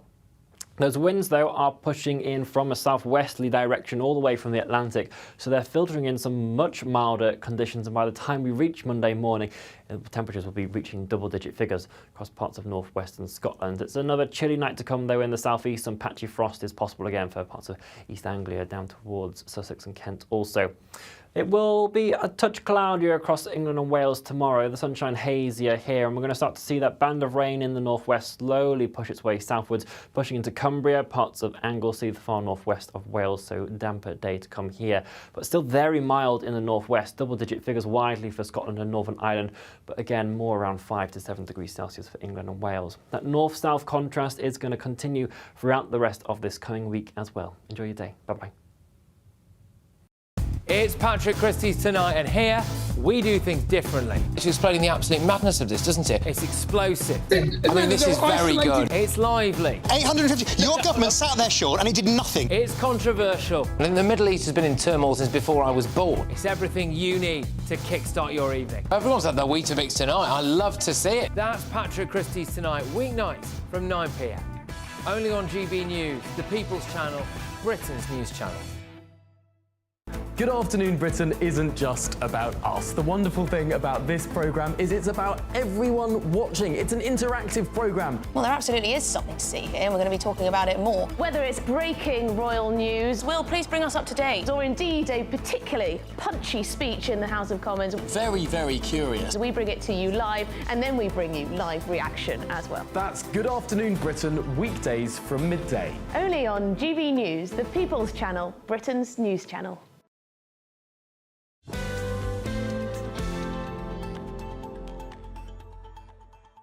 Hey, welcome back to The Weekend with me, Dawn Neeson. Thank you for your company this afternoon. Now, it's been revealed, get this one, people, it's been revealed that 9 in 10 disability benefit claims are being assessed remotely, like by a Zoom type thing, as civil servants continue to work from home, raising fears of widespread fraud. The figures also revealed that face-to-face assessments for disability benefits are at the lowest level since the pandemic, which coincides with a significant increase in benefits fraud within the same period. Who'd have thought it, eh? OK, James, what's going on here? Are we letting this happen? So just on the fraud point, fraud is less than 3% of the cases. Any fraud's fraud. No, of course, any fraud's fraud, but that's a huge amount of money when you look at the budget. I'm just saying, it's presented as if it's huge. The thing I think it should be from doctors and medical professionals, not assessments from from civil servants or worse, from private companies incentivised to take people off incapacity benefit or its replacement benefit when they should be on it. I mean, we've seen what happened before with the work capability assessment. Thousands of people died after being past fit for work. People took their own lives. It's an absolute scandal. Real horror show that was inflicted upon lots of disabled people over the last few years, and really the system should be replaced by one which is medical. It shouldn't be whether you read really horrific accounts like people dropping a pen to see if someone's able to pick it up and these kinds of things. It should be a medical question. Does the person need the support? What are they entitled to? But you can't always tell. Then it should be given. But a doctor can. The point is... No, this is the point, isn't it? It's in my day, when I was a kid, it was, I've got a bad back, doctor. Now it's, I've got mental health problems, and it's invisible. Now, it's no surprise, is it, that the department that looks after this, the Department of Work and Pensions, has the lowest proportion of workers in the office, OK? Only 58% of them at any one time are in the office. That means nearly half of them are not. And these are the people who are doing the assessments over Zoom. Assessments are carried out by health professionals, as you quite rightly said, James, working for private contractors employed by the DWP. So what's the incentive for these people to say, we're doing it for the country, we're trying to save the country money? They're a commercial outfit who make money from taking up this work. Yeah, and that's a problem, and it's a problem going either way, because beforehand, the companies that were taking up, they were heavily incentivised to get people off disability. Get them back into work. Get them off disability benefit. Yeah. And there was a huge amount of cases of people who really obviously should have been receiving, who are disabled, who need the benefit, who afterwards died trying to get work, took their own lives, etc. These are the people who we would all want to support the most. And we've got to be really careful. I think obviously we want to people to be helped so that they can go to it, especially if you've got mental health issues and so on. None of us want people to have those and should be helped. But we've got to be really careful that any system that's set up, especially one that's sort of chasing headlines saying, look, we've got to bring down the numbers, isn't doing it in a way which basically hurts the people. But I think you're being overcautious. One of the great stories I always love... Thousands of people died. One of the great stories I always love in the daily newspapers is the story of the person who's been on sick leave for 2.5 years, and all of a sudden they're in a rodeo in America, riding on the back of a bull or something, or they're 10-pin bowling, you know what I mean? And they get done. So clearly the DWP have got a very efficient unit somewhere who does actually catch these people out. But I bet you the numbers that we see in these stories about people going disco dancing when they claim that, they've got a fused disc in their back, I bet the numbers that are uncovered are minuscule compared to the lead swingers who are taking advantage of our over-generous system. Yeah, I mean, I just don't think that we do have an overgenerous system, and like we've been down all of this road. We've had this privatised work capability assessment scheme started under New Labour, intensified under the coalition, the last Conservative government. Right? Did not get people who were long-term off work into work, but did end up taking away entitlements from people who should have them, and led directly to people dying. We should look at this stuff based on the evidence that is there, and the evidence that is there is this particular type of policy does not work and costs lives. I agree with compassion, but look at the figures here. The number of personal independence payment claims linked to anxiety and depression disorders has doubled since the start of lockdown. Doubled since the start of lockdown, which was when? 2020. 2020. Yeah. How can it have doubled in 5 short years? People are just taking advantage. Around 4.2 million adults in the UK are expected to be claiming that benefit by 2030. I mean, that's 5 million people in the workplace who are living off the state because they have come forward and said, I have something wrong with me. So I agree that the idea that we've got 5 million people, or will have 5 million people who are not able to work, some of them for mental health reasons, is a huge issue. Yeah. And so we should be thinking about, like, what are the types of work that are available to people where that's a decision that's been taken, and what are the big drivers of stress and anxiety and depression, etc., which are rising and legitimately rising. Like this is not just people making it up in our society. That should be the focus, rather than being like, they're all scoundrels, they're all... Of course, there will be, of course, in any system... You do accept that there are some people in any system, there are going to be people taking it for a ride, of course, in any system, and you want to build in safeguards to any system of any sort to try to reduce that. But I think what we're looking at now is it's at a pretty low level. Should it be lower? Yes, but it's at a pretty low level, and the reason why we have so many people out of work is a much bigger issue than the particular types of claims. We've got to go. I just want to read a couple of your messages out on this one. Both called Richard. Richard said, who said fraud was only 3%? From what I've seen, it is far higher than that. And Richard from Hull said, 6 people I know get the higher level of disability down my road, 6 new cars, 0 of them are truly disabled. So keep your thoughts coming in on that one, gbnews.com/your say. Now, there is loads more coming up on today's show, so you don't want to go, especially seeing as it's very, very cold outside. Sub-zero temperatures are set to continue as rare amber alerts for the cold are extended till Tuesday. Oh, come on, people. All of that and much more to come. This is GB News, Britain's news channel. Stay warm in front of your telly. We'll see you soon.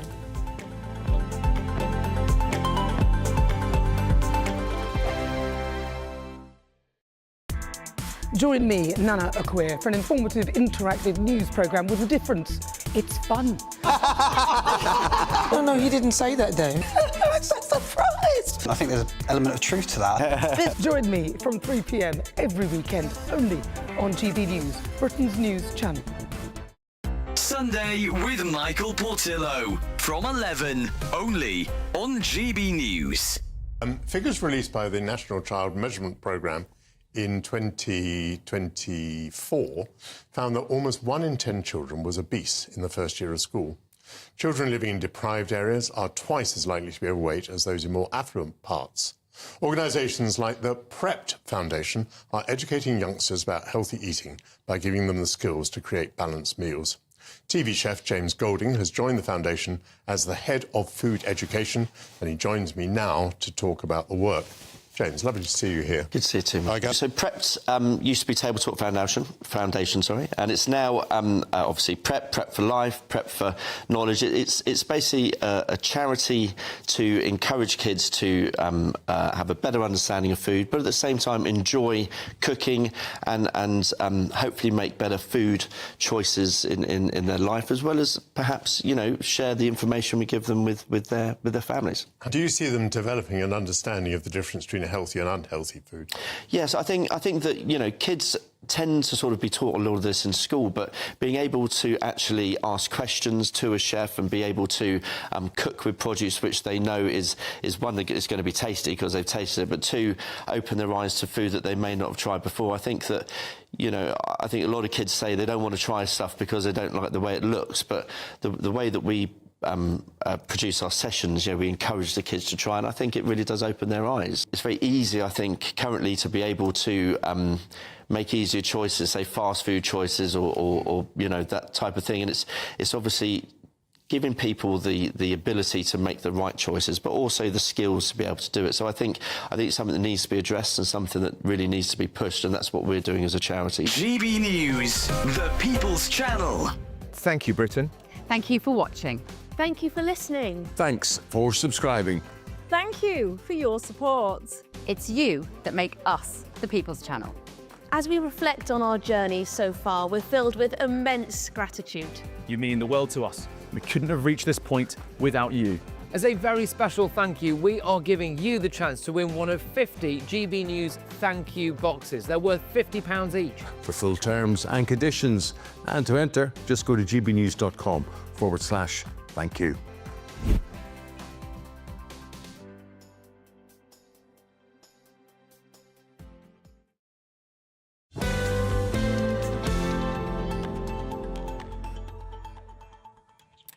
Welcome back to the weekend with me, Dawn Neeson. Thank you for your company this afternoon. As you might have noticed, it's been a bit nippy, hasn't it? In fact, it's the chilliest January I've had in over a decade, which isn't helping the rise in flu cases this winter, as more than a dozen hospitals declare critical instance. Joining me and I outside the Good Hope Hospital in Sutton Coldfield is GB News reporter Jack Carson. Jack, thank you. Oh, you're looking slightly blue, Jack. Jack, you do look very cold, to be fair. How's it going there? What's happening?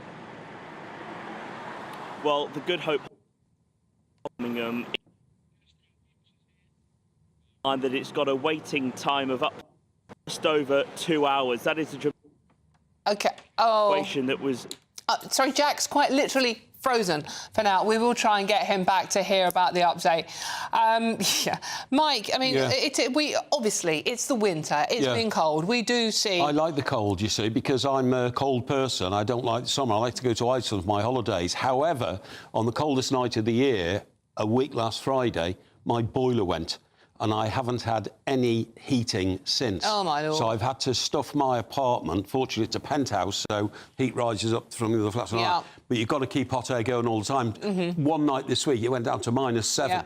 And you could literally wake up with water coming through your ceiling if your water tank freezes. So it's been very, very stressful. But you've been healthy. You haven't had the cold or the flu that's going on. Well, no, because I went to Sainsbury's and I bought 4 warm air heaters and I've just plugged them in and they've been going. I'm going to get a bill for about £1,000 just for the air heaters, but I had no choice. If I'd let the place freeze, the damage would have been, you know, unthinkable. So I'm very grateful that I managed to find a plumber, because I was originally quoted a month before anybody would come and replace the boiler. But I'm getting one tomorrow, which I'm bringing from East Anglia. That is a bit of a distance to travel, isn't it, where you are? But, I mean, the point of the story, and if we do get our reporter back freezing in the cold, we can talk about it, is the fact that the hospitals, again, are in crisis. I mean, I'm pretty sure, James, that every year I've been a journalist, which is nearly as long as Mike, I've been writing NHS in crisis. Winter flu crisis every year. Corridor crisis this year, isn't it? Yeah, it's a corridor. Well, every year. So I think from what I've read, the flu is much worse than it has been for a number of years. Like, the particular strain of it is more infectious. They are advising people to get flu jabs. And, more people should get flu jabs, and the hospitalisation rates are higher. So, you know, that's maybe a one-off, we don't know. The reason why the winter crisis in the NHS is always reported on is because there's a shortage of beds and there's also a shortage of staff, and that hasn't been filled for years and years and years and years. Right? It's a really, it's a really long time, and with the NHS, we're always skirting really close to maximum capacity. So one thing happens, i.e., big influx of flu patients that can take you close to over the edge. So that again speaks to like longer term policies that we need, especially Why around do flu recruitment. patients have to be kept in? I just don't understand it. If you've got the flu, you normally go home to your own bed and wrap yourself up and take Lemsip and wait till it goes away. Why do you need to put a flu patient into a hospital bed? I just don't understand it. I mean, neither of us are doctors, so we probably don't know exactly, but I would imagine that they aren't doing it. When there are so few beds, I imagine they are sending people home if they can send them home. But if you've, if the flu has become some, like pneumonia type thing, well, or there's a risk, then you'd want them there. Especially, I mean, you think who flu most affects? It's older people, it's people who are more vulnerable, who, something worse could happen if they weren't being monitored and looked after more. I agree. Like, if I got the flu, I imagine that I wouldn't need to be in hospital. No, and I would take to your own bed. I'd go to bed, but. That's not the case for lots of people. And we've got an ageing society, and there are more people that are vulnerable. Well, Boris Johnson's wife was in hospital, wasn't she? For a week. With for a week. pneumonia. Oh, so, wow. Yeah. Well, unfortunately, gentlemen, I'm being glad that you're both fit and healthy. Thank you for your company this afternoon, and thank you for joining me out there. But don't go anywhere, because Nana is up next. But first, as we've just been talking about, it is cold. It's going to get better, so I hope you're staying warm and cosy out there. But here is the weather where you are with Jonathan. Thanks for watching. We'll see you soon.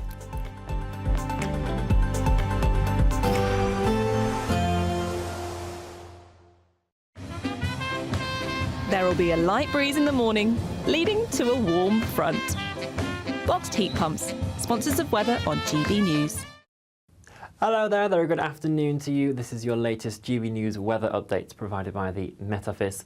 After being in control of our weather for a good few days now, high pressure is slowly losing its grip across the UK. It's going to be sinking more towards the southeast, whereas in the northwest we've got low pressure starting to bring frontal systems in. So already starting to see some outbreaks of rain for the far northwest of Scotland, some drizzly outbreaks across Northern Ireland as well this evening. Winds here are also going to be strengthening, very gusty around coastal areas, with gales locally severe into the early hours of Monday morning. Some heavier pulses of rain from the far northwest as well towards dawn.